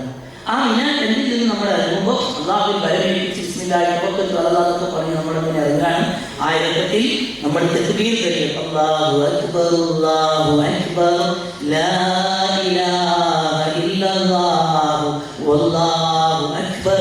ആ തക്ബീർ ചൊല്ലുക. ഇതുപോലെ ദിക്റുകളും ദുആകളൊക്കെ ഇങ്ങനെ പോയി ജംറത്തുൽ ഊല, ഒന്നാമത്തെ ജംറയിൽ എറിയും. ആ 7 കല്ലുകൾ ഒന്നാമത്തെ ജംറയിൽ നമ്മൾ എറിയുമ്പോൾ അല്ലാഹു അക്ബർ എന്ന് പറഞ്ഞുകൊണ്ട് നമ്മൾ എറിയുന്നു. അങ്ങനെ 7 തവണ നമ്മൾ എറിഞ്ഞു കഴിഞ്ഞാൽ പിന്നീട് നമ്മൾ ഖിബ്ല ഡയറക്ഷനിലേക്ക് തിരിഞ്ഞിട്ട് നമ്മൾ എന്ത് ചെയ്യുന്നു? ദീർഘമായി പ്രാർത്ഥിക്കുന്നു. ആ പ്രാർത്ഥന ഒരു ഒറ്റയ്ക്ക് സൂറത്ത് ബഖറ പാരായണം ചെയ്യുന്ന അത്രയും ധൈര്യത്തോടു കൂടിയിട്ട് പ്രാർത്ഥിക്കുന്നുണ്ട്. 286 ആയത്തുള്ള സൂറത്ത് ബഖറയിൽ അങ്ങനെ നമ്മൾ പ്രാർത്ഥിക്കേണ്ട സ്ഥലം. പക്ഷെ വഴിയേക്ക് വന്നിട്ട് നമ്മളവിടെ ഇങ്ങനെ തിരക്കുണ്ടാകാൻ പാടില്ലല്ലോ. നമ്മളവിടെ ഇങ്ങനെ നീക്കും. അങ്ങനെ നീക്കുമ്പോൾ അവർ പറഞ്ഞ നിർദ്ദേശങ്ങളൊക്കെ ഇങ്ങനെ പാലിച്ച് പരമാവധി നമ്മളൊന്ന് പ്രാർത്ഥിച്ച് എന്നിട്ടും വളണ്ടിയേഴ്സ് നമ്മൾ സമ്മതിക്കുന്നില്ലെങ്കിൽ അവരെ കുറ്റം പറയേണ്ട. നമ്മളെന്ത് ചെയ്യാൻ? മറ്റുള്ളവരുടെ സുരക്ഷയ്ക്ക് വേണ്ടിയാണ് കാര്യം. അതുകൊണ്ട് പട്ടലേ കുറ്റബോധത്തോടുകൂടി ഇങ്ങനെ ചോദിച്ച് തീർന്നിട്ടില്ല എന്ന ചിന്തയോടുകൂടി 2ാമത്തെ ജംറയിലേക്ക് നമ്മൾ പോകും. 2ാമത്തെ ജംറയിൽ ഇതുപോലെ നമ്മൾ അല്ലാഹു അക്ബർ എന്ന് പറഞ്ഞുകൊണ്ട് നമ്മൾ 7 കല്ലുകളെടുത്ത് നമ്മൾ എറിയുന്നു. അല്ലാഹു ഏറ്റവും വലിയവനാണ് എന്ന പ്രഖ്യാപനത്തോട് വീണ്ടും നമ്മൾ പ്രാർത്ഥിക്കുന്നു. ആ പ്രാർത്ഥന ദീർഘമായ പ്രാർത്ഥനയാണ്. ആ പ്രാർത്ഥന കഴിഞ്ഞതിന് ശേഷം പിന്നീട് നമ്മൾ എന്ത് ചെയ്യുന്നു? 3ാമത്തെ ജംറയിൽ എറിഞ്ഞാൽ പ്രാർത്ഥനയില്ല. അവിടെ പ്രാർത്ഥിക്കാൻ നിന്നാൽ ഭയങ്കര തിരക്കായി. അതുകൊണ്ട് അല്ലാഹു ആണല്ലോ ഏറ്റവും വലിയ ഹക്കീം. പ്രവാചകൻ സല്ലല്ലാഹു അലൈഹി വസല്ലം പറയുന്നതാണ് ഏറ്റവും വലിയ കാര്യം. അതുകൊണ്ട് തന്നെ നമ്മൾ അവിടുന്ന് പ്രാർത്ഥന നിർവഹിക്കാതെ നമ്മൾ നേരെ നമ്മൾ ടെന്റിലേക്ക് നമ്മൾ വരും. നമുക്ക് നിശ്ചയിച്ച സ്ഥലത്ത് നമ്മൾ വന്ന് വീണ്ടും നമ്മൾ റെസ്റ്റ് എടുക്കും. അന്ന് രാത്രി അഥവാ 11-ന്റെ അന്ന് രാത്രി നമ്മൾ അവിടെ കഴിച്ചു കൂട്ടി 12-ന്റെ അന്ന് നമ്മൾ ഉച്ചയോട് കൂടി നമുക്ക് ഏറിയാം. ഏറെ കഴിഞ്ഞാൽ വേണമെങ്കിൽ നമുക്ക് എന്ത് ചെയ്യാൻ ഒരു ഓപ്ഷൻ ഉണ്ട്. അതെന്താണ്? അന്ന് ഉച്ചകത്തെ ഏറി കഴിഞ്ഞാൽ ഉച്ചയ്ക്ക് എറിയുന്നതോടുകൂടി നമുക്ക് അവർക്ക് പോരാം. അപ്പൊ ചില ആളുകൾ സാധാരണ വിളിച്ചു ചോദിക്കുന്നതാണ്, അന്ന് 13-ന്റെ അന്നത്തെ ഏറ് കൂട്ടിപ്പോണ്ട, 12-ന്റെ അന്നത്തെ ഏറ് നിങ്ങൾ 100 കഴിഞ്ഞ ഉടനെ എറിഞ്ഞു. ഞാൻ അസർ കഴിഞ്ഞിട്ട് എറിഞ്ഞെങ്കിൽ നിങ്ങൾക്ക് എന്ത് ചെയ്യാം? ഏറി കഴിഞ്ഞാൽ നിങ്ങൾക്ക് നേരെ നിങ്ങളുടെ താമസ സ്ഥലത്തേക്ക് നിങ്ങൾക്ക് എന്ത് ചെയ്യാം? മടങ്ങി പോവാം. അല്ലാഹു പറയാണ്, ഒന്ന് 2 ദിവസം കൊണ്ട് ആരെങ്കിലും ജോലി കാണിക്കുകയാണെങ്കിൽ അവർക്ക് കുഴപ്പമില്ല, തെറ്റില്ല. ആരെങ്കിലും 13-ന്റെ എണ്ണം ആരെങ്കിലും 13-ന്റെ അന്നത്തെ ഏറും പൂർത്തിയാക്കിയിട്ടാ പോകുന്നെങ്കിൽ അവരുടെ മേലും തെറ്റില്ല. തഖ്വയുള്ളവരായ ആളുകൾക്ക് അല്ലാഹുവിനെ സൂക്ഷിച്ചു നിങ്ങൾ അറിയണം. അന്നക്കും നിങ്ങളെ നരകത്തേക്കാൻ പാടില്ല എന്ന് പറഞ്ഞാൽ എന്താ? 13-ന്റെ അന്ന് പറ്റെങ്കിൽ അവിടെ നിന്നോളി. കാരണം അന്ന് നമുക്ക് പ്രാർത്ഥിക്കാനുള്ള അവസരങ്ങളാണല്ലോ. ഓരോ ഏറിന്റെയും പ്രത്യേകം നമ്മുടെ ഇമാമിന്റെ വിശദീകരണത്തിൽ നിങ്ങൾ കേട്ടില്ലേ? അതുകൊണ്ട് തന്നെ ആ കല്ലുകൾ എറിയുമ്പോഴൊക്കെ നാളെ മീസാനിൽ അനുഭവന്ന വലിയ വിവാദങ്ങളാണത്. അതുകൊണ്ട് തന്നെ നമ്മൾ ചെയ്യാൻ പറ്റുമെങ്കിൽ 13-ന്റെ അന്നും കൂടെ അവിടെ നിന്ന് നമ്മൾ ഏറെ പൂർത്തിയാക്കിയിട്ട് നമ്മൾ നമ്മുടെ താമസ സ്ഥലത്തേക്ക് നമ്മൾ വരുന്നു. ഇതോടുകൂടി നമ്മുടെ ഹജ്ജിന്റെ എല്ലാ കർമ്മങ്ങളും എന്തിയാണ് പറയപ്പെടേണ്ട കഴിയാണ്. നിങ്ങൾ ശൈത്താനെയാണ് നിങ്ങൾ ചെയ്യുന്നത്, എറിയുന്നത്. നിങ്ങളുടെ ഇബ്രാഹിം അഥവാ നിങ്ങളുടെ പിതാവ് ഇബ്രാഹിമിനെയാണ് നിങ്ങൾ ഇത്തിബാഅ് ചെയ്യുന്നത്. അതുപോലെ തന്നെ നീ ജിമാറിനെ അഥവാ നീ ജംറയിൽ എറിയാണെങ്കിൽ കാനലക നൂറൻ യൗമൽ ഖിയാമ, അന്ത്യനാളിൽ അത് നിനക്കൊരു പ്രകാശമായിരിക്കുമെന്നും റസൂലുള്ളാഹി സ്വല്ലല്ലാഹു അലൈഹി വസല്ലം നമുക്ക് ചെയ്യുന്നുണ്ട്, പറഞ്ഞു തരികയും ചെയ്യുന്നുണ്ട്. അങ്ങനെ നമ്മൾ 13 ഏറെ പൂർത്തിയാക്കി, അല്ലെങ്കിൽ 12 അന്നത്തെ ഏറെ പൂർത്തിയാക്കി നമ്മുടെ ടെന്റിലേക്ക് നമ്മൾ മടങ്ങുന്നതോടുകൂടി നമ്മുടെ ഹജ്ജിന്റെ കർമ്മങ്ങൾ കഴിയും. പക്ഷേ ചില ആളുകൾക്ക്, സ്ത്രീകൾക്ക്, രോഗികളായ ആളുകൾക്ക്, മെൻസസ് പീരിയഡുള്ള സ്ത്രീകൾക്ക് അവരെ ഹജ്ജിന്റെ തവാഫ് കഴിഞ്ഞിട്ടുണ്ടാവില്ല, ഹജ്ജിന്റെ സഅയ് അവർക്ക് കഴിഞ്ഞിട്ടുണ്ടാവില്ല. അതുകൊണ്ട് തന്നെ അവർക്ക് എല്ലാം അനുവദനീയമാണ്. പക്ഷെ നേരത്തെ പറഞ്ഞതുപോലുള്ള കാര്യങ്ങൾ അവർ പൂർണ്ണമായും ഹജ്ജിൽ നിന്നും അവർ മുക്തരായിട്ടില്ല. അതുകൊണ്ട് അത് കഴിയുമ്പോഴും എപ്പോഴാണോ ഈ ഒരു ഹജ്ജിന്റെ തവാഫ് പൂർത്തിയാകുന്നത്, അതോടുകൂടിയാണ് സ്ത്രീകളും പുരുഷന്മാരും പൂർണ്ണമായും ഹജ്ജിൽ നിന്നും തഹല്ലുലാകുന്നത്. അപ്പോഴാണ് അവർ ഹജ്ജിന്റെ ബാക്കി എല്ലാ കാര്യങ്ങളും അവർക്ക് അനുവദനീയമായി തീരുകയും ചെയ്യുന്നത്. പിന്നീട് നമ്മളവിടെ കഴിച്ചു കൂട്ടുകയാണ്. ചെയ്യാൻ വിട്ടുപോയ കാര്യങ്ങൾ പിന്നീട് ആളുകളുടെ സമയം പോലെ പിന്നീടുള്ള സ്ത്രീകൾ പിന്നീട് പൂർത്തിയായതിനു ശേഷം ചെയ്യുന്നു. രോഗികളായ ആളുകൾ രോഗമായതിനു ശേഷം ചെയ്ത് കഴിഞ്ഞ് പിന്നീട് നമ്മൾ മക്കയിൽ നമ്മൾ മടങ്ങുന്നു. മദീനയിലേക്ക് മടങ്ങുകയാണെങ്കിൽ ആ മദീനയിലേക്ക് മടങ്ങുന്നതിന് മുമ്പ്, അല്ലെങ്കിൽ നാട്ടിലേക്ക് മടങ്ങുന്നതെങ്കിൽ നാട്ടിലേക്ക് മടങ്ങുന്നതിന് മുമ്പ് നമുക്ക് വിടവാങ്ങലിന്റെ തവാഫുണ്ട്. ആ വിടവാങ്ങലിന്റെ തവാഫ് നമ്മൾ നിർവഹിച്ചിട്ടില്ല എങ്കിൽ എന്ത് ചെയ്യും? നമ്മളതിന് ഫൈൻ അടക്കണം. അപ്പൊ ഹജ്ജിന്റെ ഒരു വാജിബാത്ത് നഷ്ടപ്പെട്ടു പോകും. ആർക്കാണ് പിന്നെ വിടവാങ്ങലിന്റെ തവാഫ് ഉള്ളത്? വിടവാങ്ങലിന്റെ തവാഫ് മെൻസസ്കാരികളായ പീരിയഡുള്ള സ്ത്രീകൾക്ക് അത് നിർബന്ധമില്ല. നിർബന്ധമില്ല എന്ന് പറഞ്ഞാൽ അത് പാടില്ല, അവർ ചെയ്യാൻ പാടില്ല. ഏത് തവാഫ് നമ്മൾ ഓർത്തു വെക്കണം, ഏത് തവാഫ് മക്ക വിട പറയുമ്പോൾ വിടവാങ്ങലിന്റെ തവാഫ് പാടില്ല. എന്നാൽ അതേ സമയത്ത് നിങ്ങൾക്ക് മടങ്ങേണ്ട സമയമായി, ദുൽഹിജ്ജ 14 അല്ലെങ്കിൽ 15 നിങ്ങൾ മടങ്ങുകയാണ്, നിങ്ങളുടെ ഗ്രൂപ്പിലുള്ള ആളുകൾ അവിടെ നിന്ന് മടങ്ങി പോകാൻ, നിങ്ങൾക്ക് അവിടെ നിൽക്കാൻ ഒരു വഴിയില്ല, ഒരു പരിഹാരമില്ല. അതേ സമയത്ത് നിങ്ങൾ പീരിയഡുള്ള സ്ത്രീകളുമാണ്. അപ്പോൾ നമുക്ക് തവാഫ് ചെയ്യാൻ പറ്റുമോ? നിങ്ങൾക്ക് ആ സമയത്ത് എന്താ ചെയ്യാൻ പറ്റുക? നിങ്ങൾക്ക് തവാഫ് ചെയ്യാൻ പറ്റില്ല. പക്ഷേ നിർബന്ധിത സാഹചര്യം എന്നുള്ളതിനെ പരിഗണിച്ചുകൊണ്ട് ആ സമയത്ത് പരിപൂർണമായും നമ്മുടെ ദൈവം കൂടെ ശുദ്ധിയായി നല്ലപോലെ പേടൊക്കെ ഉപയോഗപ്പെടുത്തി വൃത്തിയായതിനു ശേഷം നമ്മൾ എന്ത് ചെയ്യുന്നു? വേഗം നമ്മൾ തവാഫ് ചെയ്യുന്നു. തവാഫ് ചെയ്ത് കഴിഞ്ഞാൽ ശേഷമുള്ള നമസ്കാരം നമ്മൾ നിർവഹിക്കേണ്ടതില്ല. ആ 7 തവണ നമ്മൾ കഅബയെ നമ്മൾ വലയം വെക്കുക എന്നുള്ളത് മാത്രമാണ് പിന്നീട് നമ്മൾ ചെയ്യേണ്ടത്. എന്നാൽ അതേ സമയത്ത് മെൻസസ്കാരികളായ സ്ത്രീകളാണെന്നുണ്ടെങ്കിൽ അവർ വിടവാങ്ങലിന്റെ തവാഫ് അവർക്ക് ഇല്ല. ബാക്കി എല്ലാവർക്കും വിടവാങ്ങലിന്റെ തവാഫ് ചെയ്യണം. അത് നിർബന്ധമാണ്, അത് വാജിബാണ്. അത് ചെയ്യാൻ പറ്റിയിട്ടില്ല എങ്കിൽ പ്രായശ്ചിത്തം നൽകുകയും ചെയ്യേണ്ടതുണ്ട്. ഇതോടുകൂടി നമ്മുടെ ഹജ്ജിന്റെ പ്രവർത്തനങ്ങൾ കഴിഞ്ഞു. ഇനി 2 വാക്കുകൾ കൊണ്ട് ഞാൻ എന്ത് ചെയ്യണം? 2 മണിയാണ് എന്നോട് പറഞ്ഞ സമയം, അതോടുകൂടി ഞാനത് അവസാനിപ്പിക്കുകയാണ്. ഇനി നമ്മൾ ശ്രദ്ധിക്കേണ്ട ഒരു കാര്യം എന്ന് ചോദിച്ചാൽ പിന്നെ മദീനയാണ്. നമുക്ക് മദീനയിലേക്ക് പോവുക എന്നുള്ളത് നമ്മൾ ജീവിച്ച് മരിക്കാൻ കൊതിക്കേണ്ട സ്ഥലം ഏതായാലും ഏതാ 1 ലക്ഷത്തിന്റെ പ്രതിഫലം ഹറമിലാണ് നമുക്ക് ലഭിക്കുന്ന നമസ്കാരത്തിന്. എന്നാൽ 1000 നമസ്കാരത്തിന്റെ പ്രതിഫലമാണ് മദീനയിൽ ലഭിക്കുക. അപ്പൊ നമ്മൾ ജീവിച്ചു മരിക്കാൻ നമ്മൾ കൊതിക്കേണ്ട സ്ഥലം ഏതായിരിക്കും? പെട്ടെന്ന് നമ്മൾ പറയേ 1 ലക്ഷം നമസ്കാരം ലഭിക്കുന്ന സ്ഥലമല്ലേ ഹറമല്ലേ? എന്നാൽ അങ്ങനെയല്ല. റസൂലുള്ളാഹി സ്വല്ലല്ലാഹു അലൈഹി വസല്ലമ ജീവിച്ചു മരിക്കാൻ കൊതിക്കേണ്ട സ്ഥലമായി നമുക്ക് പഠിപ്പിച്ചു തന്ന പുണ്യ മദീനയാണ്. മദീനയ്ക്ക് അത്രമാത്രം പ്രാധാന്യം. സ്വല്ലല്ലാഹു അലൈഹി വസല്ലമയുടെ ശിഷ്യനായ ഉമർ റളിയല്ലാഹു അൻഹു പ്രാർത്ഥിച്ചിരുന്നു, അല്ലാഹുമ്മ റസൂഖ്നി ശഹാദത്തൻ ഫീ സബീലി, അല്ലാഹുവേ നിന്റെ വഴിയിലുള്ള ഷഹാദത്ത് എനിക്ക് നൽകണേ, നിന്റെ പുണ്യ മദീനയിൽ വെച്ചുകൊണ്ട് നീ എന്നെ മരിപ്പിക്കണേ എന്ന് സ്വല്ലല്ലാഹു അലൈഹി വസല്ലം ചെയ്തിട്ടുണ്ട്. പിന്നെ നബി സല്ലല്ലാഹു അലൈഹി വസല്ലമയുടെ അതിന്റെ ഫദായിലുകൾ നബിയിൽ നിന്ന് മനസ്സിലാക്കി ഉമർ റളിയല്ലാഹു അൻഹു പ്രാർത്ഥിച്ചു. അള്ളാഹു ആ പ്രാർത്ഥന സ്വീകരിച്ചു. സുബഹി നമസ്കാരത്തിന് നേതൃത്വം നൽകുമ്പോൾ ഇസ്ലാമിന്റെ ശത്രുവിന്റെ വെട്ടേറ്റിട്ടാണ് പുണ്യ മദീനയിലെ മസ്ജിദ് നബവിയിൽ വെച്ച് രക്തസാക്ഷിത്വത്തിന്റെ മുറിവേറ്റുകൊണ്ടാണ് ഉമർ റളിയല്ലാഹു അൻഹു മരിക്കുന്നത്. മദീനയിൽ വെച്ചുകൊണ്ട് മരിക്കുകയാണെങ്കിൽ കിട്ടുന്ന നേട്ടങ്ങളെ റസൂലുള്ളാഹി സ്വല്ലല്ലാഹു അലൈഹി വസല്ലമയുടെ ശഫാഅത്ത് നമുക്ക് ലഭിക്കുമെന്നുള്ളതാണ്. നബി സല്ലല്ലാഹു അലൈഹി വസല്ലം അവൻ അനുകൂലമായിട്ട് സാക്ഷി പറയുമെന്നുള്ളതാണ്. അത്രമാത്രം പുണ്യമുണ്ട് മദീനയ്ക്ക്. മദീനയിലേക്ക് ഈമാൻ ചുരുങ്ങും. അതുകൊണ്ട് ആ മദീനയിലേക്ക് നമ്മൾ ഒറ്റ കാത്തിരിക്കണം. നമ്മൾ ആ സമയം ഒന്നാമത്തെ പ്രിഫറൻസ് ഏതിനാണ്? ഹജ്ജിനാണ്, ഹജ്ജിന്റെ കർമ്മങ്ങൾക്കാണ്. അവിടെയാണ് നമുക്ക് ഏറ്റവും കൂടുതൽ സമയം നമുക്ക് സ്പെൻഡ് ചെയ്യാൻ. കാരണം അവിടെയാണ് തവാഫ് ഉള്ളത്, അവിടെയാണ് ഹജ്ജിന്റെ കർമ്മമുള്ളത്, അവിടെയാണ് നമസ്കാരത്തിന്റെ ഒരു ലക്ഷത്തിന്റെ പ്രതിഫലമുള്ളത്. എന്നാൽ അതേ സമയത്ത് നിങ്ങളുടെ മുമ്പിൽ ഒരു ഓപ്ഷൻ ലഭിച്ചു. മക്കയിൽ ഒരു ജോലി സാധ്യത ഉണ്ടായി, മദീനയിൽ ഒരു ജോലി സാധ്യത ഉണ്ടായി. ഏതാ സ്വീകരിക്കണ്ടേ? മക്കയിൽ 5000 റിയാലാണ്, മദീനയിലാണെങ്കിൽ 3000 4000 റിയാലാണ്. ഈമാനുള്ളത് സെലക്ട് ചെയ്യേണ്ടത് എവിടെയാണ്? മദീനയായിരിക്കണം. അപ്പൊ മദീനക്ക് പ്രാധാന്യമുണ്ട്. മദീനയിൽ നമ്മൾ ജീവിച്ചു മരിക്കാൻ കൊതിക്കേണ്ട സ്ഥലമാണ്. എന്നാൽ അതേ സമയത്ത് മദീനയിലേക്ക് നമ്മൾ പോകുമ്പോൾ എന്തിനാണ് പോകുന്നത്? അത് മാത്രം മദീനയിലേക്ക് പോകുന്നത് അല്ലാഹുവിന്റെ റസൂലിന്റെ ആ ഖബർ സന്ദർശിക്കുക എന്നുള്ളത് അതിന്റെ ഒരു ലക്ഷ്യമാണ്. ഒന്നാമത് റൗദ സന്ദർശിക്കാൻ. എന്താ റൗദ? മാ ബൈന ബൈതി വ മിംബരി റൗദത്തുൻ മിൻ റിയാദിൽ ജന്ന. മിംബറിന്റെയും അതുപോലെ തന്നെ റസൂലുള്ളാഹി സ്വല്ലല്ലാഹു അലൈഹി വസല്ലമയുടെ വീടിന്റെയും ഇടയിലുള്ള സ്ഥലമാണ് റൗദ. അഥവാ സ്വർഗത്തിലുള്ള ഒരു സ്ഥലമാണ്. നാളെ അല്ലാഹു നമുക്ക് സ്വർഗം പ്രദാനം ചെയ്യട്ടെ. ആ സ്വർഗത്തിലുള്ള ഒരു സ്ഥലം അത് നമ്മൾ നേരത്തെ ബുക്ക് ചെയ്തുകൊണ്ട് അതിന്റെ അനുവാദം നമുക്ക് ലഭിക്കും അവിടെ ഇൻഷാ അല്ലാഹ്. അത് കഴിഞ്ഞാലോ ഹബീബായ റസൂലുള്ളാഹി സ്വല്ലല്ലാഹു അലൈഹി വസല്ലമയുടെ ഖബർ നമ്മൾ സന്ദർശിക്കാനാണ്. ആ ഖബർ സന്ദർശനം എങ്ങനെ? അസ്സലാമു അലൈക യാ റസൂലല്ലാഹ് എന്ന് പറഞ്ഞിട്ട് നമ്മൾ അല്ലാഹുവിന്റെ റസൂലേ നിങ്ങളുടെ മേൽ രക്ഷയുണ്ടാകട്ടെ. എന്നാൽ അല്ലാഹുവിന്റെ റസൂലിനോട് എന്തെങ്കിലും ചോദിക്കാണ്ടില്ല. ഞാൻ അതിന്റെ ക്ലാസ് എടുക്കുമ്പോൾ ഒരു ഉമ്മ പറയും, എന്നാൽ ഞാൻ ആരോട് ചോദിക്കൂല, റസൂലിനോട് ചില കാര്യങ്ങൾ ചോദിക്കാണ്ട്. എന്നിട്ട് മകനോട് പറയാം, മോനെ അത് ഞാൻ ചോദിക്കുന്നത് നിനക്ക് കൂടെ ഞാൻ റസൂലിനോട് ചോദിക്കും. ഉണ്ടോ? പ്രിയമുള്ളവരെ, അല്ലാഹുവിന്റെ റസൂലിനോട് ചോദിക്കാല്ല.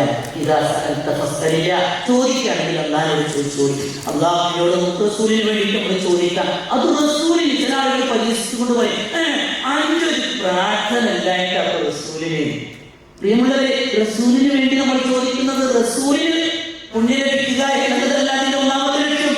നമുക്ക് എന്ത് ചെയ്യുക? പുണ്യം ലഭിക്കുക എന്നല്ല. നിങ്ങൾ എനിക്ക് വേണ്ടി ദുആ ചെയ്തു വിചാരിച്ചു. നിങ്ങൾ ആ സദസ്സിൽ ഇരുന്ന പഠിച്ചവനെ ഇദ്ദേഹത്തിന് ഇനിയും ദീർഘായുസ്സ് നൽകണേ, ഇനിയും ആദ്യകാലത്ത് ക്ലാസ് എടുക്കാൻ തോൽപ്പിക്ക് നൽകണേ എന്ന് നിങ്ങൾ അവിടെ പ്രാർത്ഥിക്കുകയാണെങ്കിൽ നിങ്ങളുടെ അടുത്ത് മലക്കിന് അല്ലാഹു നിയോഗിക്കുന്ന ആ മലക്ക് പറയും, നിനക്കും അല്ലാഹു അതിന് തോൽപ്പിക്ക് നൽകട്ടെ എന്ന് പറയുന്ന. ഇതൊരു സാധാരണക്കാരനായ എന്റെ കാര്യമാണെങ്കിൽ അല്ലാഹുവിന്റെ റസൂലിന് വേണ്ടി നമ്മൾ അല്ലാഹുമ്മ സ്വല്ലി അലാ മുഹമ്മദ് എന്ന് പറഞ്ഞാല് നമുക്ക് ലഭിക്കാൻ പോകുന്നത് 10 അനുഗ്രഹങ്ങളാണ്. 10 തിന്മകളുടെ മായ്ച്ചു കളയും. അല്ലാഹുവിന്റെ റസൂൽ നമുക്ക് ശഫാഅത്ത് നൽകുകയും ചെയ്യും. അത്രമാത്രം പ്രാധാന്യം റസൂലിന് വേണ്ടിയിട്ട് നമ്മൾ സ്വലാത്ത് ചെയ്യാൻ. ആ സ്വലാത്ത് വർദ്ധിപ്പിക്കാം. എന്നിട്ട് റസൂലിന്റെ പേര് ധാരാളമായി സ്വലാത്ത് പറയാം. റസൂലിന് വേണ്ടിയിട്ട് നമ്മൾ സലാം ചൊല്ലുക. അതിലപ്പുറം നല്ല റസൂലേ എന്നെ കാണില്ല, എന്നെ കേൾക്കുന്നില്ല, നീ എന്നെ കൈ പിടിക്കണട്ടോ, നീ എനിക്ക് സന്താനത്തെ തരട്ടോ എന്ന് പറഞ്ഞാൽ മുഴുവരെ അച്ഛൻ കഴിഞ്ഞ് മദീനയിലേക്ക് പോകുമ്പോ അത്തഹിയ്യാത്തിലെ മുറിയുന്നത് പോലെ ഒരു സാഹചര്യം ഉണ്ടാവും. പോരാ, ആ നമസ്കാരം തിരിച്ചെടുക്കാൻ പറ്റില്ലേ? പക്ഷേ ഈ അല്ലാഹുവിന്റെ റസൂലിനെ വിളിക്കുന്നതോടുകൂടി നമ്മുടെ ജീവിതം തൊലഞ്ഞുപോയി, നമ്മുടെ ശരീരം നരകത്തിന്റെ അഗ്നിയായി പോകാം, നമ്മുടെ കർമ്മങ്ങൾ മുഴുവൻ നിഷ്ഫലമായി പോകും. അല്ലാഹുവിന്റെ റസൂലല്ല ഒരു മഹ്ലൂക്കിന്റെ ശുപാർശ നാളെ പരലോകത്ത് ലഭിക്കുക എന്നുള്ളതാണ് വളരെ ഗൗരവമുള്ള കാര്യം. ആദ്യമാരെ വിളിച്ചു കൂട്ടിയിട്ട് ഞാൻ ഈ കാര്യങ്ങൾ പറയുമ്പോൾ നിങ്ങൾക്ക് തോന്നും ഈ നാടിന്റെ പല ഭാഗങ്ങളിൽ നിന്ന് വിളിച്ചെടുത്താൽ ഇങ്ങനെയൊക്കെയുള്ള കാര്യങ്ങൾ പറഞ്ഞ് ഞങ്ങൾ പ്രയാസപ്പെടുത്താൻ എനിക്ക് തോന്നുന്നില്ലെങ്കിൽ എനിക്കറിയാം എന്നെക്കാളും ഉത്തമരായ ആളുകൾ എന്റെ മുന്നിലിരിക്കുന്നത്, എന്നെക്കാളും എത്രയോ പ്രാർത്ഥനയ്ക്ക് ഉത്തരം ലഭിക്കുന്നവരാ. നിങ്ങൾ അവിടെ ഇന്ന് പ്രാർത്ഥിച്ചാൽ മതിയാവും എന്റെ യാത്ര തുടങ്ങാൻ, എന്റെ ജീവിതത്തിലെ വർക്കത്തുകൾ ചൊരയാൻ. പക്ഷേ കഴിഞ്ഞ 2014 മുതൽ ഈ കാര്യങ്ങൾ ഹാജിമാരായ ആളുകളുടെ മുമ്പിൽ വിളിച്ചു കൂട്ടി അവരുടെ മുമ്പിൽ ഞാൻ ഉറച്ചു പറയാണ്, വിളിക്കണേ നിങ്ങൾ അല്ലാഹുവിനെ, അല്ലാഹുവിന്റെ സൃഷ്ടികളെ ആരെയും നിങ്ങൾ വിളിക്കരുത് എന്ന് പറയുമ്പോൾ ഞാൻ എണ്ണി പറയാറുണ്ട്. ഇവിടെ കാസർഗോഡ് മുതൽ ഈ തിരുവനന്തപുരം ജില്ല വരെ ഇവിടെ പരിസരങ്ങളിൽ ജോലി ചെയ്ത വ്യക്തിയാണ് ഞാൻ. എനിക്കറിയാം, നാട്ടിൽ നിന്ന് ഇവിടെ ഞാൻ ജോലിക്ക് വരുന്ന സമയം ആലങ്കോട് പള്ളിയുടെ പരിസരത്തുള്ള ആധാരത്തിന്റെ നിന്ന് എന്റെ നാട്ടിൽ നിന്നുള്ള ആളുകൾ വാഹനത്തിൽ വന്നുകൊണ്ട് ആ കബറിനെ കഅബ ചെയ്യുന്നത് പോലെ വലയിൽ വെക്കുന്ന കാഴ്ചകൾ ഞാൻ കണ്ടിട്ടുണ്ട്. ലോകത്തിന്റെ നാനാഭാഗങ്ങളിൽ ഈ രൂപത്തിൽ മഹ്ബറകളെ തവാഫ് ചെയ്യുന്ന ആളുകൾ ഉണ്ടാകുമ്പോൾ എന്റെ പ്രിയമുള്ളവരെ, നമ്മൾ തവാഫ് ചെയ്യുവാൻ നിശ്ചയിക്കപ്പെട്ടിട്ടുള്ള സ്ഥലം കഅബാലയമാണ്. ആ റസൂലുള്ളാഹി സ്വല്ലല്ലാഹു അലൈഹി വസല്ലമയുടെ ഖബർ പോലെ നമുക്ക് തൊട്ടുമുട്ടുവാൻ അവിടെ തവാഫ് ചെയ്യുവാൻ അല്ലാഹുവിന്റെ റസൂൽ നമുക്ക് അധികാരം നൽകിയിട്ടില്ല എങ്കിൽ മരണത്തിന്റെ ഏതാനും നിമിഷങ്ങൾക്ക് മുമ്പ് പോലും ആയിഷ റളിയല്ലാഹു അൻഹ ചെവിപ്പെടുത്തുകയാണ്, എന്താണ് എന്റെ പ്രിയപ്പെട്ട ഭർത്താവ് പറയുന്നത് എന്ന് നോക്കുവാൻ വേണ്ടി മുഖത്തുള്ള തുണി മാറ്റിക്കൊണ്ട് നോക്കുമ്പോൾ പറയുന്നത് എന്താ? അല്ലാഹു ജൂത നസറാക്കളെ ശപിക്കട്ടെ എന്ന് പറഞ്ഞുകൊണ്ട്, ശപിക്കട്ടെ എന്ന് പറഞ്ഞുകൊണ്ട് അവർ അമ്പിയാക്കന്മാരുടെ ഖബറുകളെ അവർ സ്വീകരിച്ചിരിക്കുന്നു എന്ന് പറഞ്ഞുകൊണ്ട് അല്ലാഹുവിന്റെ റസൂൽ അവർക്കെതിരെ ശാപപ്രാർത്ഥന നടത്തിയിട്ടുണ്ടെങ്കിൽ അല്ലാഹുവേ എന്റെ ഖബറിനെ ആരാധിക്കപ്പെടുന്ന ഒരു ബിംബമാക്കി മാറ്റരുതേ എന്ന് അല്ലാഹുവിന്റെ റസൂൽ പ്രാർത്ഥിച്ചിട്ടുണ്ടെങ്കിൽ അങ്ങനെയുള്ള പള്ളികളോടനുബന്ധിച്ച് ഖബറുകളും ആ ഖബറുകളോടനുബന്ധിച്ച് ഒരുപാട് വ്യത്യസ്തങ്ങളായ ആചാരങ്ങൾ നടത്തിക്കൊണ്ട് പുത്തമ്പള്ളിയെ പോലെ മുനമ്പത്ത് പള്ളിയെ പോലെ കടുവ പള്ളിയെ പോലെയുള്ള ഓരോ ധാരകളിൽ കാണുന്നത് പോലെയുള്ള കാഴ്ചകൾ കാണുവാൻ അത്തരത്തിലുള്ള വർത്തമാനങ്ങൾ ചെയ്തുകൊണ്ടാണ് നമ്മൾ മദീനയിലേക്ക് നമ്മൾ പോകുന്നതെങ്കിൽ ആഴായി പോകും നമ്മുടെ പ്രവർത്തനങ്ങൾ. വളരെ ആത്മാർത്ഥതയോട് കൂടിയാണ് ഈ കാര്യങ്ങൾ ഞാൻ പറയുന്നത്. ഞാൻ സംസാരിച്ചു തുടങ്ങിയപ്പോൾ സുഹൃത്തുക്കളോട് ഞാൻ ചോദിച്ചു, ഞാൻ ഇന്ന കാര്യങ്ങളൊക്കെ ഇവിടെ പറയട്ടോ എന്ന് പറഞ്ഞപ്പോൾ അവർ പറഞ്ഞു, ഇത് പറയണം. എന്തേ പറയുന്നത്? ഇതിന്റെ പിന്നിൽ ഒരു രജിസ്ട്രേഷൻ ഫീസ് ഇതിന്റെ പിന്നിൽ വെച്ചിട്ടില്ല, നിങ്ങളുടെ ഭക്ഷണത്തിന് ഒരു ഫീ ഇവിടെ വെച്ചിട്ടില്ല. ഇതിനു വേണ്ടിയിട്ട് ആഴ്ചകൾക്ക് മുമ്പ് പണിയെടുത്തുകൊണ്ട് ഓരോ ആളുകൾക്കിടയിലൂടെ ഓടി നടക്കുകയാണെങ്കിൽ എന്തിനു വേണ്ടിയിട്ടാണെന്നറിയോ? ആ കടയെ സ്നേഹിക്കുന്നത് കൊണ്ട് ആ പുണ്യറസൂലിന്റെ ആ ഉന്നതമായിട്ടുള്ള ആ മസ്ജിദ് നബവിയെ അനാദരിക്കുന്ന ഒരു സാഹചര്യം ആദ്യമാരുടെ ഭാഗത്ത് നിന്നും ഉണ്ടാവരുതേ എന്നുള്ള ആത്മാർത്ഥമായ ആ ഒരു ആഗ്രഹം ഉണ്ടാകുകയുള്ളവരെ ഈ രൂപത്തിലൂടെ ഒരു പരിപാടി ഇവിടെ സംഘടിപ്പിച്ചിരിക്കുന്നത്. അല്ലാഹു സുബ്ഹാനഹു വ തആലയോട് നമുക്ക് ദുആ ചെയ്യാം. അല്ലാഹു നമുക്ക് സത്യമായി മനസ്സിലാക്കി അത് ഉൾക്കൊള്ളുവാനുള്ള തൗഫീഖ് നമുക്ക് പ്രദാനം ചെയ്യുമാറാവട്ടെ. ഏറ്റവും നല്ല രീതിയിൽ ഇഖ്ലാസോടുകൂടി മഖ്ബൂലായി ഹജ്ജ് നിർവഹിച്ച് വീട്ടിലേക്ക് മടങ്ങി വരാനുള്ള തൗഫീഖ് അല്ലാഹു ഞങ്ങൾക്ക് നീ പ്രദാനം ചെയ്യണമേ. ചെറുതു വലുതുമായ എല്ലാ പാപങ്ങളും അല്ലാഹു ഞങ്ങൾക്ക് നീ പുറത്തു തരണമേ. രോഗികളായ ഒരുപാട് ആളുകൾ ഞങ്ങളുടെ കൂട്ടത്തിലുണ്ട്. പല ആളുകളും ഹജ്ജിന് വേണ്ടി പോകുമ്പോൾ ഞങ്ങളെ നിരുത്സാഹപ്പെടുത്തിയിട്ടുള്ളവരെ നിന്നിൽ പരിഗണിച്ചുകൊണ്ടാണ് ഉറങ്ങാത്ത മയങ്ങാത്ത എല്ലാം നിയന്ത്രിക്കുന്നവരായിട്ടുള്ള അർഹമുറാഹിമായ അല്ലാഹുവേ, ഹജ്ജിലുടനീളം ഞങ്ങളുടെ കാവലിൽ അല്ലാഹുവേ ഞങ്ങൾ നിന്നെ ഏൽപ്പിച്ചിരിക്കുകയാണ്. ഞങ്ങളെ കാത്തുകൊള്ളണമേ. اللهم اغفر للمؤمنين والمؤمنات والمسلمين والمسلمات الأحياء منهم والأموات إنك مجيب الدعوات ويا قاضي الحاجات. اللهم أجرنا من النار، اللهم أجرنا من النار، اللهم أجرنا من النار. ربنا تقبل منا إنك أنت السميع العليم وتب علينا إنك أنت التواب الرحيم. ربنا هب لنا من أزواجنا وذرياتنا قرة أعين واجعلنا للمتقين إماما. آمين آمين آمين برحمتك يا أرحم الراحمين. اللهم صل وسلم على نبينا محمد. سبحانك اللهم وبحمدك أشهد أن لا إله إلا أنت أستغفرك وأتوب إليك. അല്പം പോയി സഹോദരങ്ങളുണ്ടെങ്കിൽ നിങ്ങൾക്ക് ചോദിക്കാം. അറിയുന്ന കാര്യങ്ങളാണെങ്കിൽ ഇൻഷാ അല്ലാഹ് നമുക്കത് പറയാം. ഇല്ല എന്ന് നമ്മൾ ചോദിച്ച് മനസ്സിലാക്കി നിങ്ങൾക്ക് ഉത്തരം നൽകുന്നതായിരിക്കും. അല്ലാഹു പൂർണ്ണമായും നമ്മിൽ നിന്ന് കബൂൽ ചെയ്യുമാറാവട്ടെ. ആമീൻ. അസ്സലാമു അലൈക്കും.